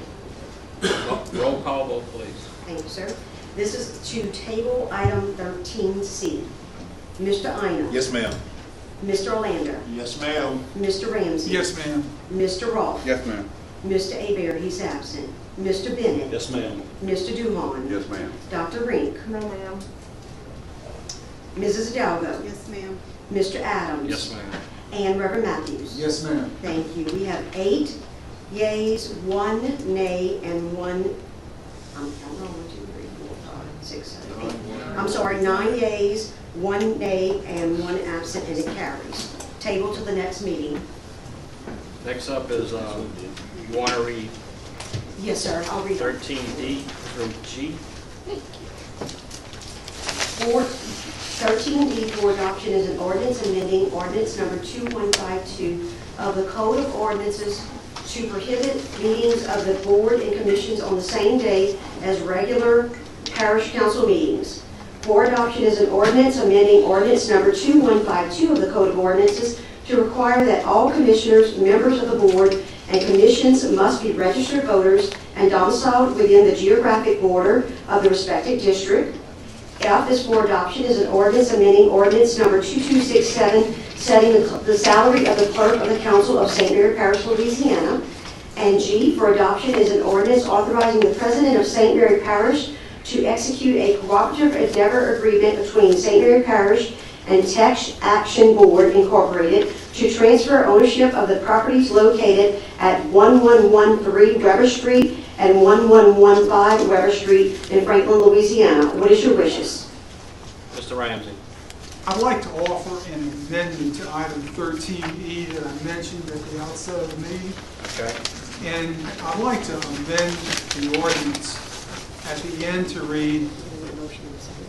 We're going to need a motion. Motion is second first. I second. First, we got to, Well, I need to tell them what it is. this is that I'm Yeah, amending. you still- We don't know, it just, do we I have haven't a said it motion yet. and a second to amend it? Yeah, but you should state. Stay what it the is. amendment's gonna be. What it is to add in the words, except as the same may conflict with state law. And we all know that federal law supersedes state law supersedes parish law, and state law provides with certain districts that ownership of property within the district is adequate for a person to serve in that district. That particularly applies to drainage districts. It may apply to others as well. So that's item 13D? E. 13E. I'll second. Got a motion by Mr. Ramsey, seconded by Mr. Duhon. Any discussion? Roll call vote. Okay. So we are only voting on The amendment. 13E with the amendment? No, with the amendment? With the amendment, huh? I thought we were just voting on the amendment. Do we have to vote on the We amendment got to vote on the first? amendment first? Yes. Okay. We're going to vote on the amendment first. Mr. Olander. Yes, ma'am. Mr. Ramsey. Yes, ma'am. Mr. Roth. Yes, ma'am.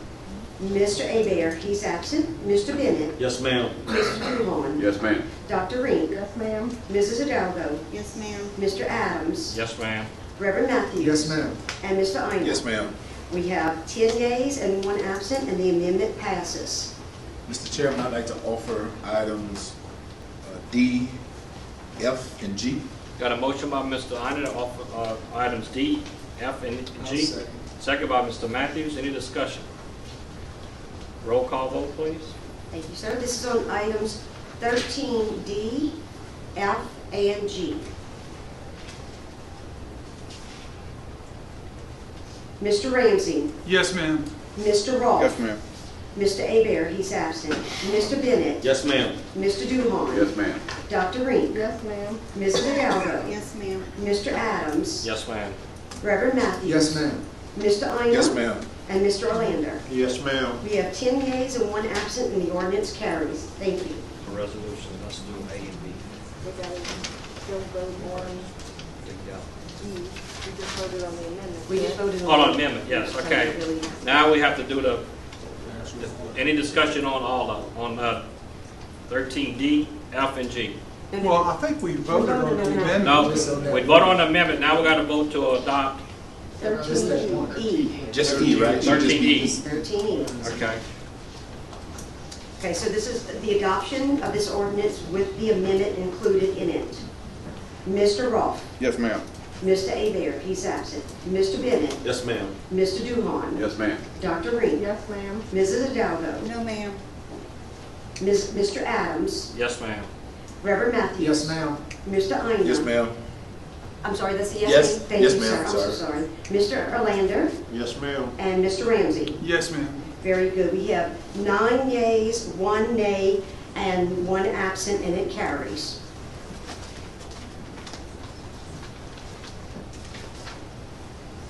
Next, we have 14A, resolution authorizing the parish president to execute a certificate of substantial completion relative to the repairs to the Katy Bridge project.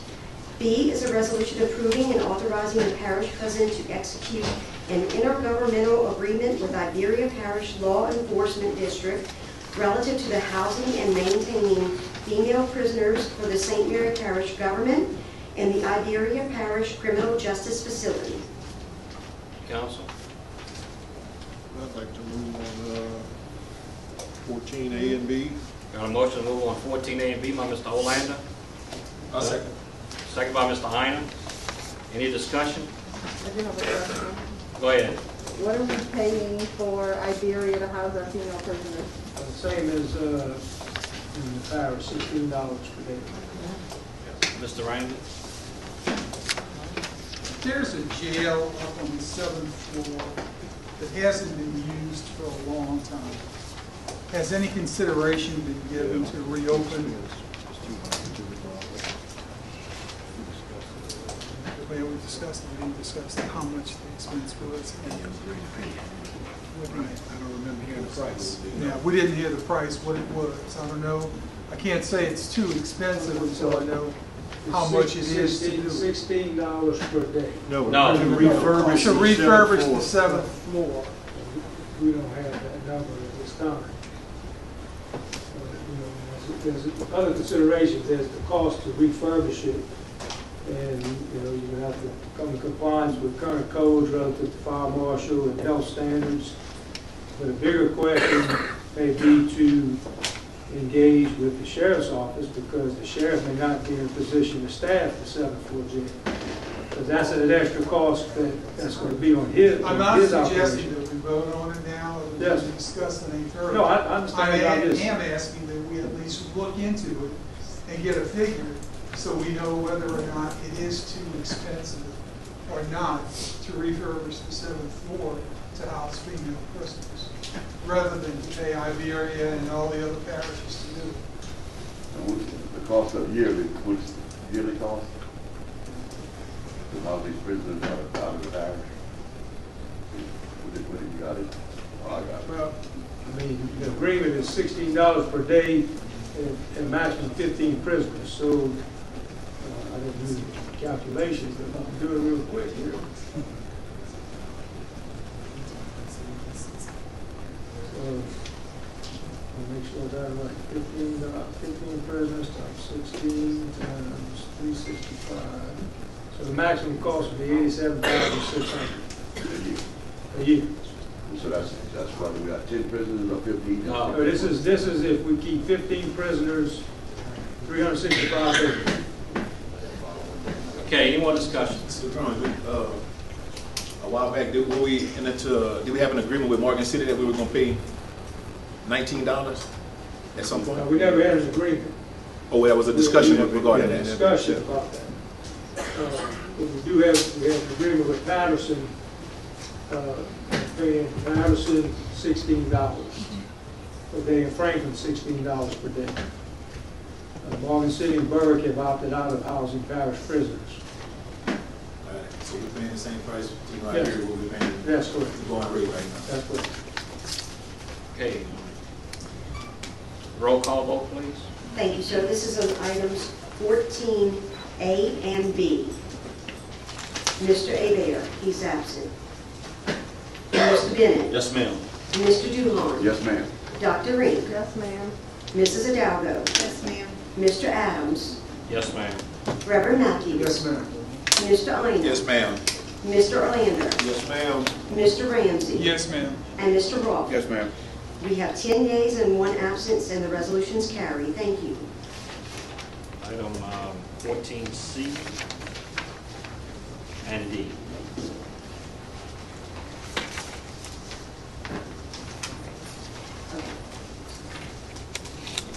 A resolution providing for the approval and authorization for change order number 3 relative to the pump station 2 and 2A drainage improvements project. And D is a resolution approving and authorizing the parish president to execute an amendment number 3 with T. Baker Smith LLC relative to the pump station 2 and 2A drainage improvement project. Mr. Chairman, I'd like to move on 14C and D. Got a motion by Mr. Orlander to move on 14C and D. Do I have a second? I'll second. Got a second by Mr. Hidalgo. Discussion? Roll call vote, please. Thank you, sir. This is on 14C and D. Mr. Bennett, Yes, ma'am. Mr. Duhon, Yes, ma'am. Dr. Rink, Unfortunately, yes, ma'am. Mrs. Hidalgo, Yes, ma'am. Mr. Adams, Yes, ma'am. Reverend Matthews. Yes, ma'am. Mr. Ina, Yes, ma'am. Mr. Orlander, Yes, ma'am. Mr. Ramsey. Yes, ma'am. Mr. Roth. Yes, ma'am. And Mr. Abear, he's absent. We have 10 yeas and 1 absence, and the resolutions carry. Thank you. So, Stay on course. E will be, He will be on next month's meeting. yes, correct, next week's meeting. Okay. Item F, Mr. Eric, you want to take that? Okay, on items F and G, there are certain conflicts that I have with being able to act as your legal advisor on F and G. So to provide this forward with legal representation as we are required to through the district attorney's office, I have Mr. Dean Watney from my Iberia office, who serves as the ADA over there, who represents public bodies. So he is going to act as the legal advisor for this body on items F and G. Mr. Watt? Yes, thank you.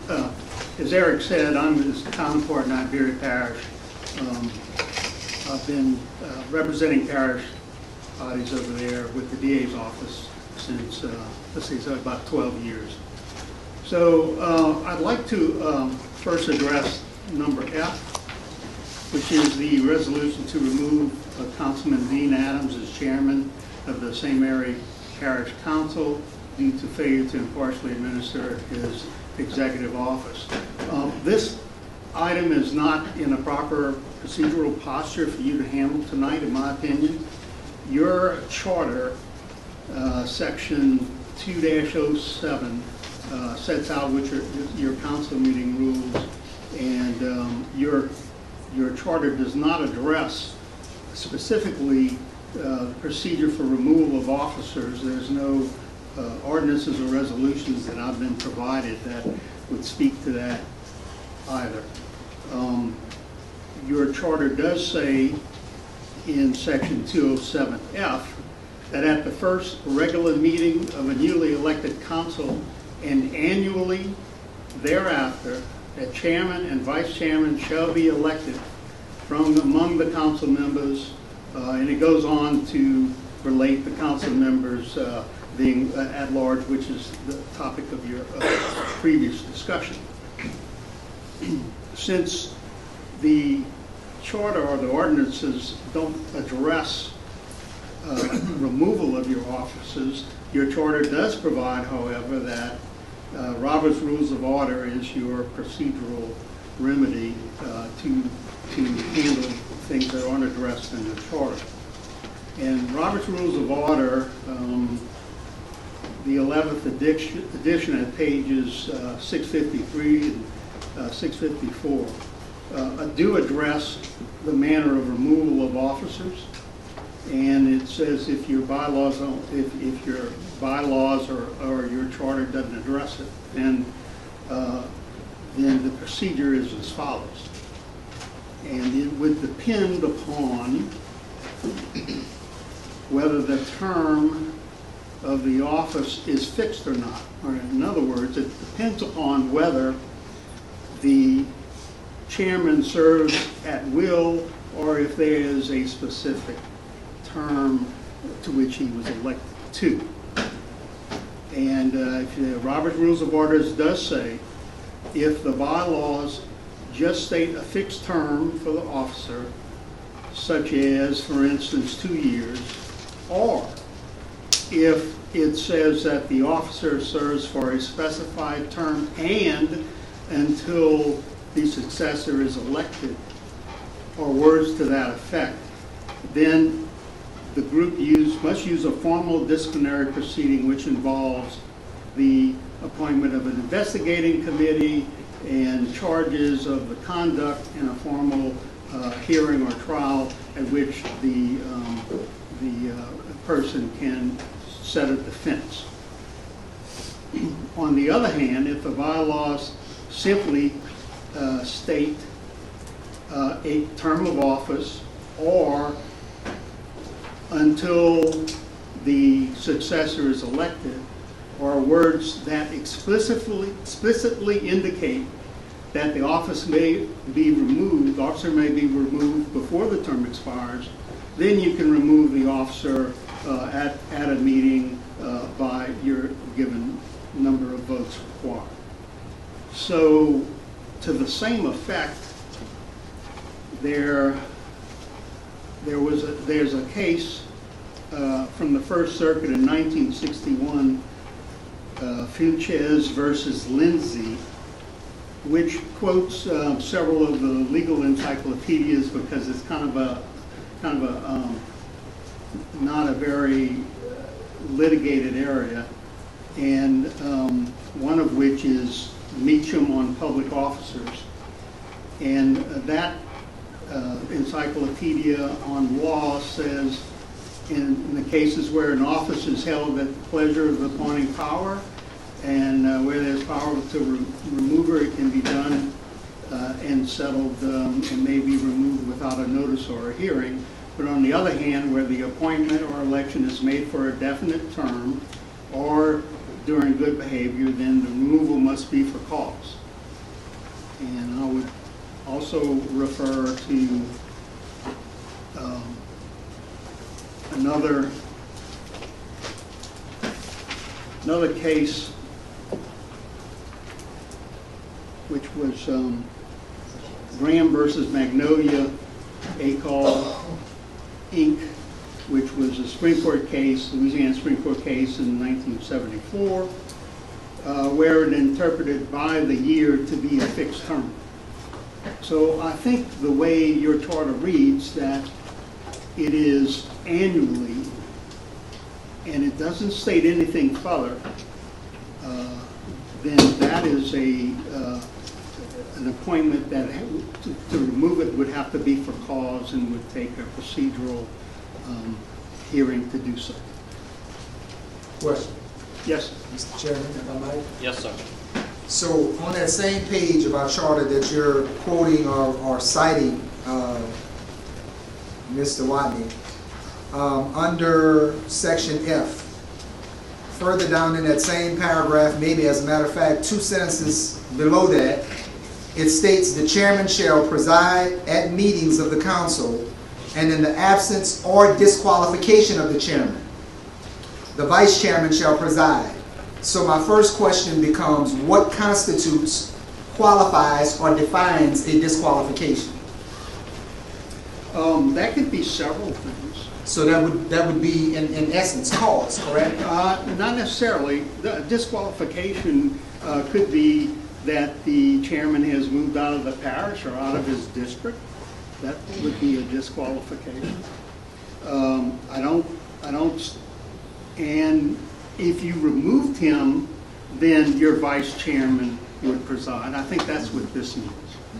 Okay, so move down to section 2-08, investigations. The parish council may make investigations into the affairs of the parish government and the related conduct of any parish official, officer, employee, department, office, or agency. For this purpose, may subpoena witnesses, administer, so on and so forth. So the word investigations would allude to some cause or effect of the chairman or any officer's conduct being brought into question. Am I correct? An investigation could be one way to interpret that. An investigation could be one way that you could entertain moving forward with a removal.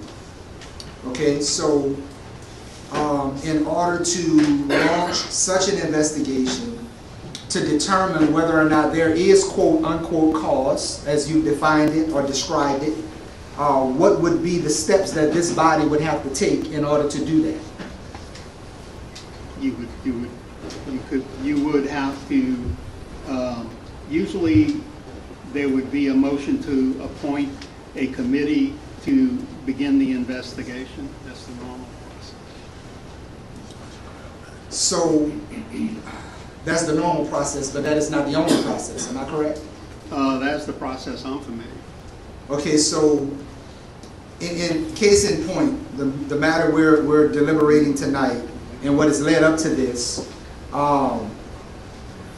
if this body was to determine that it wanted to hold or convene a hearing, for lack of a better term, in order to conduct such an investigation and have such a discussion to determine cause, or if there is cause for such action, couldn't that be done at a future meeting of the council?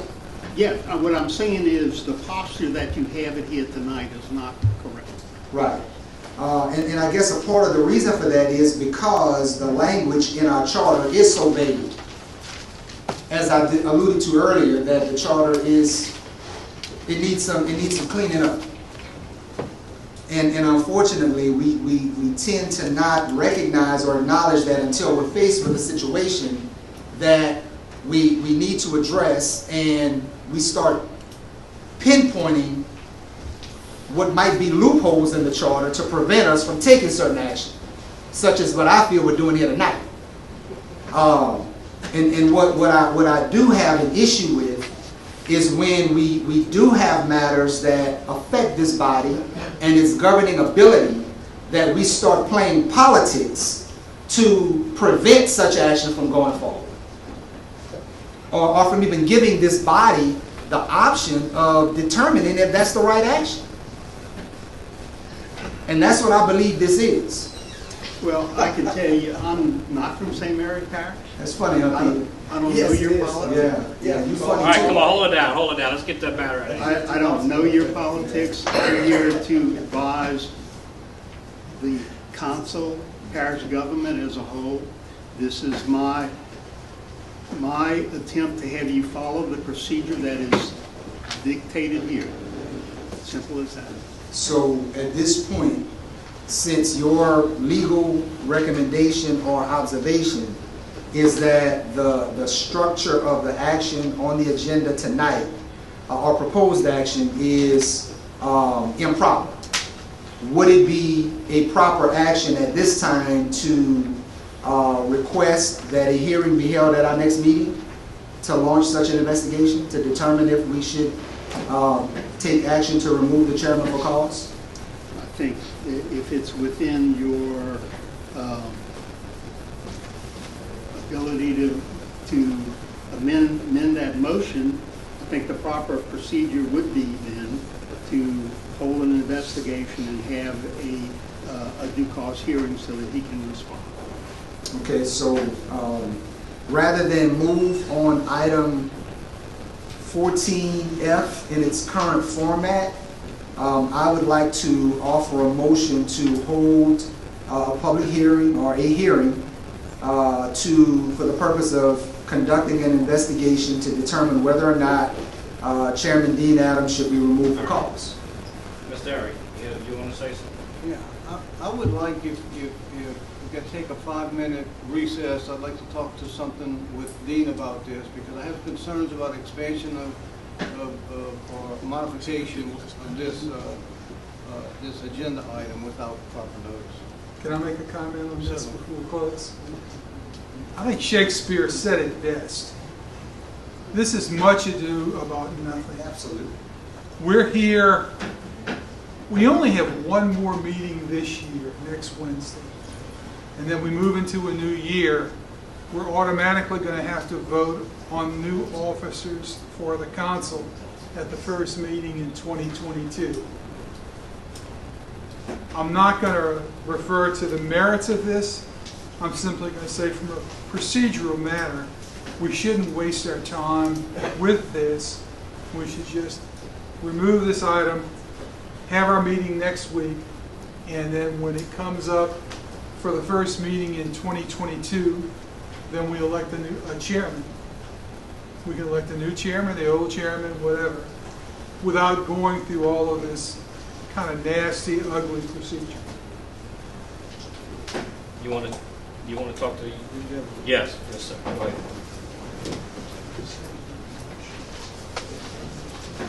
So we're on a 5-minute recess? Yes, sir. We're in a 5-minute recess. Okay.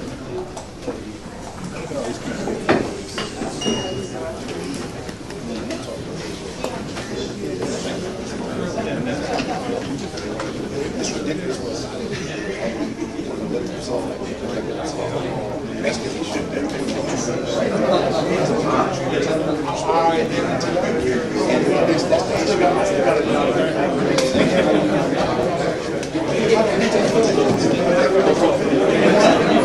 Get away from this. That's it. Don't play with other people. Jay, don't play with people.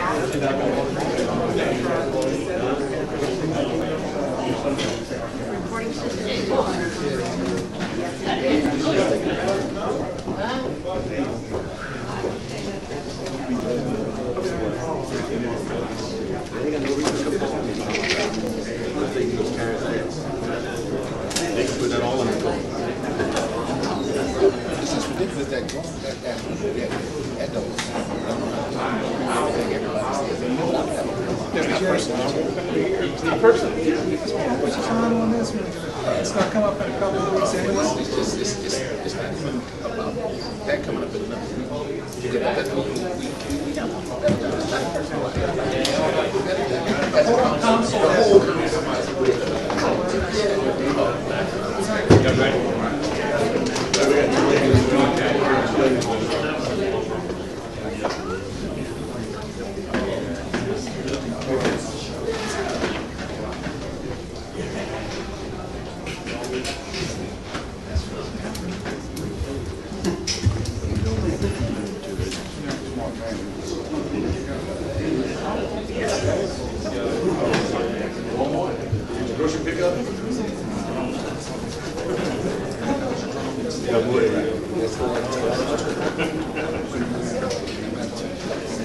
I used to handle that. Somebody else does that.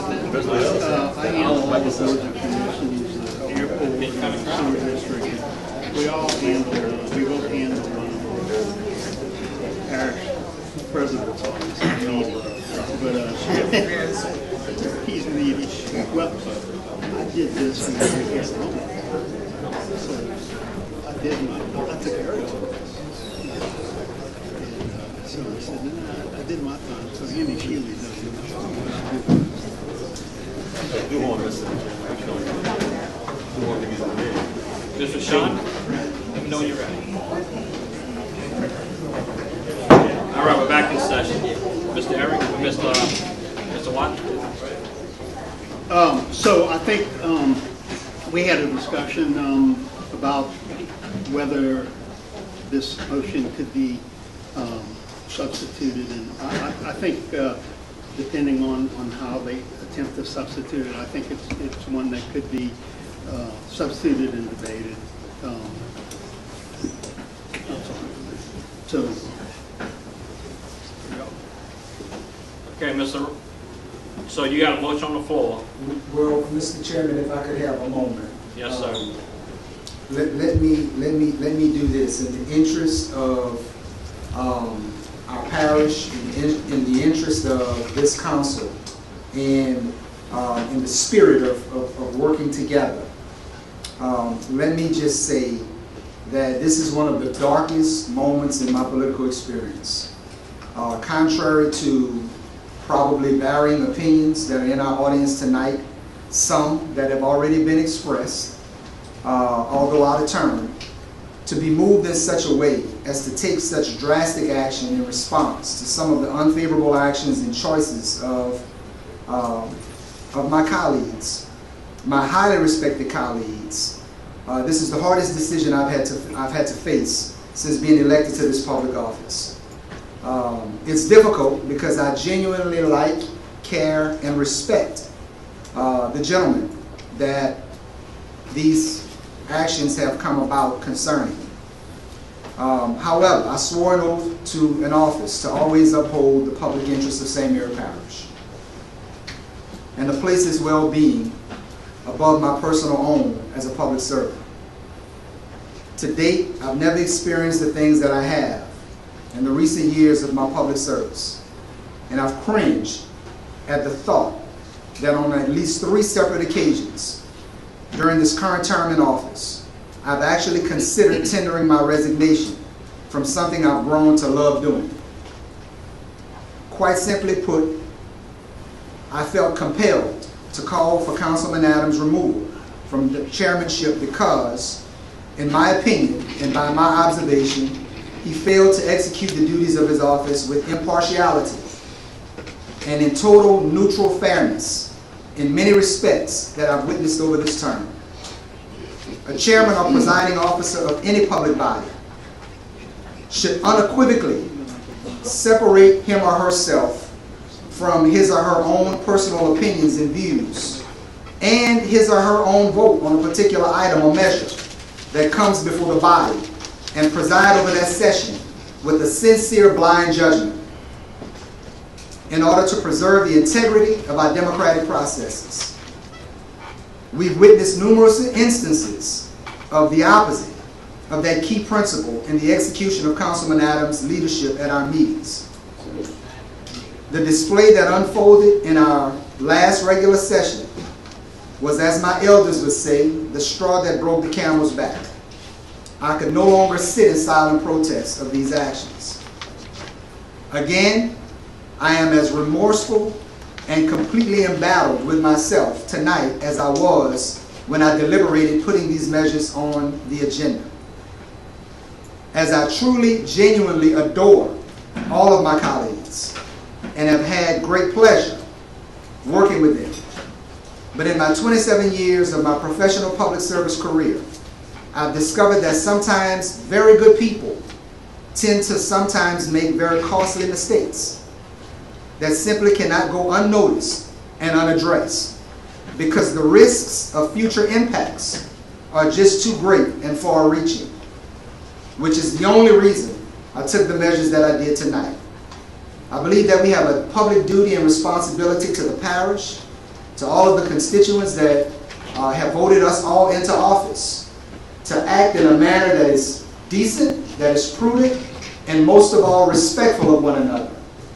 But that is not what I've observed in some of our past meetings.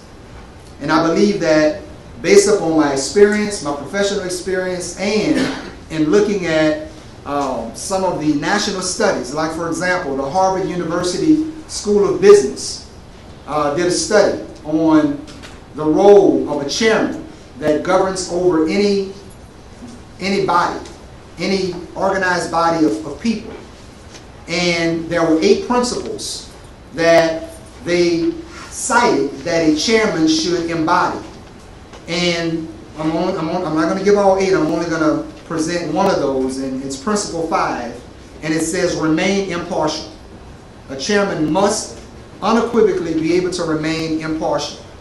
And that simply means being able to separate his or her personal political views from the issue at hand and execute his or her duties, presiding over that meeting without any bias or any favoritism. That is the most fundamental thing that a chairman can do, not only in these proceedings, but in any governing body. And so I would simply compel all of us that if and whenever we have the opportunity to serve in such a capacity, and even our current chairman going forward, that a little bit more diligence would be applied to that fundamental principle, so that we can maintain the mutual respect of one another, maintain the respect of these public proceedings, but most of all, maintain the integrity of our democratic processes as we're all elected to serve the public. With that, I will remove this item from the agenda. But the next item on the agenda, I would like to table until a future date.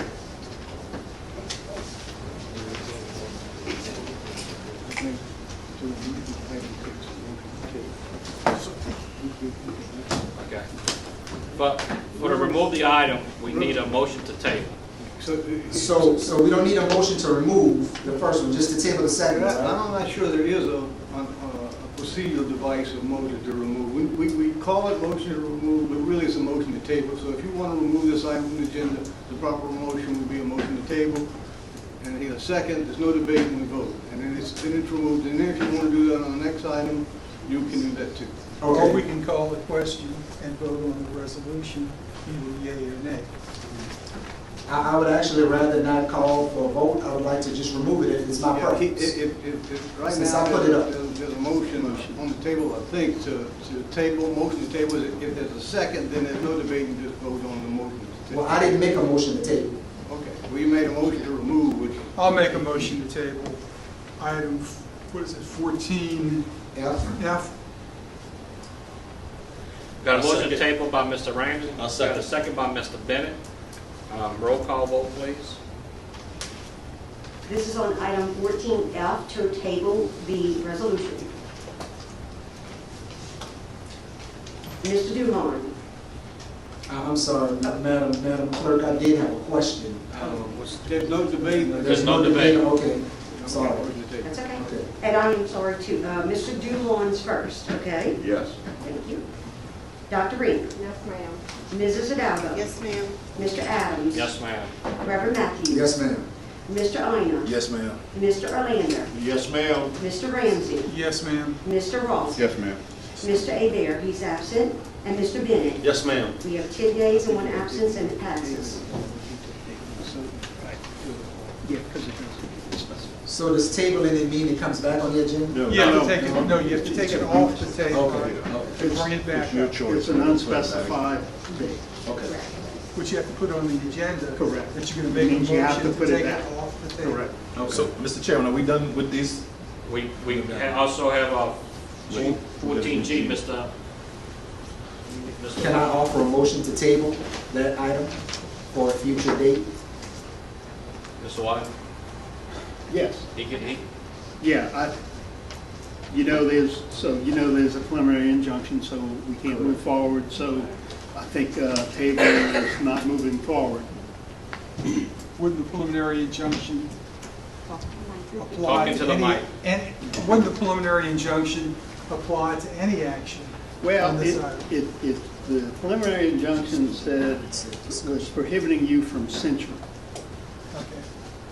So I think the leading it gets us to the same. Mr. Newell, he would have no objection to tabling this motion. So says his attorney. If I'm in order, Yes. I would like, even if, I don't even know if this is legal or probable, but if there could be some legal explanation as to how we derived at this point of not being able to take any action or discussion on this item. Well, I'll tell you, There is a preliminary injunction that's been signed by the judge prohibiting you from proceeding on that item. There will be hearings on that in the future. You've been sued. You have your risk management people looking into this to determine what representation there will be. And any further discussion of this would have to be done by them or whoever in an executive session. I'll give you advice. That's Mr. Ina?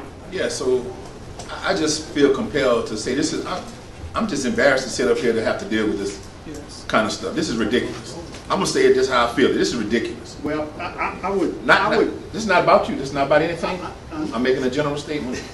Tell me what my legal rights are. Well, I just wouldn't comment on this item if I were you. I'm making a general statement to the public.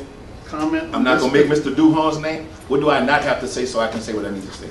I would say you wouldn't comment at this time. I think this is particular ridiculous, item. and His attorney is sitting in the audience. I wouldn't want any of you to be held to contempt. I think the parish council needs to do a better job. We need to focus on things like getting this lady's, the ordinances done with some roads and some stuff that really matters in the parish instead of other things. So, Mr. Randall, you had something? Ridiculous. I concur with what Mr. Ina says. I think we need to stop this king of the hill every meeting. I think we need to stop the bickering back and forth and get something productive done for the parish. And finally, I'd like to say happy birthday to Councilman Duhan. Thank you. Happy birthday. So is the motion to table in order? Is table. Motion to table, yes. Just need a second. You need a second. Second by Les Ross. Ms. Lisa, roll call. Thank you, sir. This is to table item G. Dr. Reamer. Yes, ma'am. Mrs. Hidalgo. Yes, ma'am. Mr. Adams. Yes, ma'am. Reverend Matthews. Yes, ma'am. Mr. Ina. Yes, ma'am. Mr. Alander. Yes, ma'am. Mr. Ramsey. Yes, ma'am. Mr. Ross. Yes, ma'am. Mr. Adair, he's absent. Mr. Bennett. Yes, ma'am. And Mr. Duval. Yes, ma'am. We have 10 yeas and 1 absence, and it carries. Will you read 15D? Okay. This is referred from the September 22nd, 2021 regular meeting appointment to the following boards and commissions. Fire Protection District Number 11, Four Corners, has 1 vacancy, and I received 1 application from David Amon. Mr. Chairman, I'd like to move to appoint Mr. Amon. Got a motion by Mr. Matthews. Mr. David Amon, second by Dr. Rank. Any discussion? All in favor? Aye. Anyone against? Motion carries. Thank you, sir. Next, we have referred from the November 17th, 2021 regular meeting appointments to the following boards and commissions.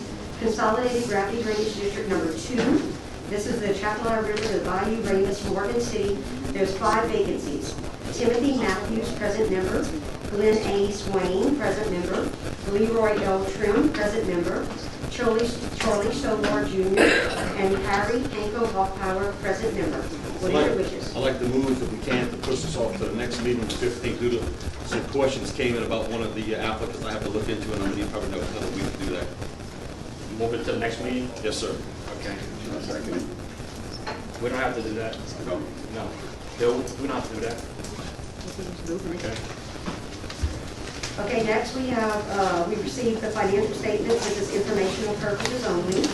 B is Kevin Ortwana, Laboratory Director, Acadiana Criminalistics Laboratory, writes that the annual commission meeting hosted by the Acadiana Crime Lab was held on Tuesday, November 16, 2021.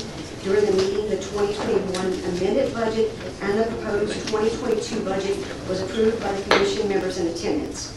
The budgets must be approved by at least a majority of the governing authorities of the parishes which the commission serves. Furthermore, please disclose to me the results of the meeting when the amended 2021 and 2022 budget is presented. What is your wishes? We'll need a motion and a second. I'll make a motion. Got a motion by Dr. Rank. Do I have a second? A second. Second by Mr. Bennett. Any discussion? All in favor? Aye. Motion carries. Next, we have Cynthia Blanchard, owner of the Chatterbox DBA CKB CPBS LLC, located at 10715 East Highway 182 Frontage Road in Amelia, requests a residency variance to obtain a 2022 full liquor permit. What is your wishes? I'll move on that. Got a motion by Mr. Duhon. Second. Second by Dr. Rank. Any discussion? All in favor? Mr. Chad Ross is written and formally turned in his resignation from the Bayou Vista Streets and Civic Improvement Committee. I received it on November 29, 2021. I will thank him for his service and advertise the vacancy. Thank you, sir. Next, we have discussion and action pursuant to the ordinance number 2152, which provides that any member of any board of commissioners appointed by the parish who shall miss 3 meetings in any 12-month period of time without good cause stated to the parish council shall be terminated from the board of commissioners. The intent of the ordinance is to have people serving on these boards that have the time and willingness to attend meetings so as to ensure that a quorum would be met to conduct business that may come before the board.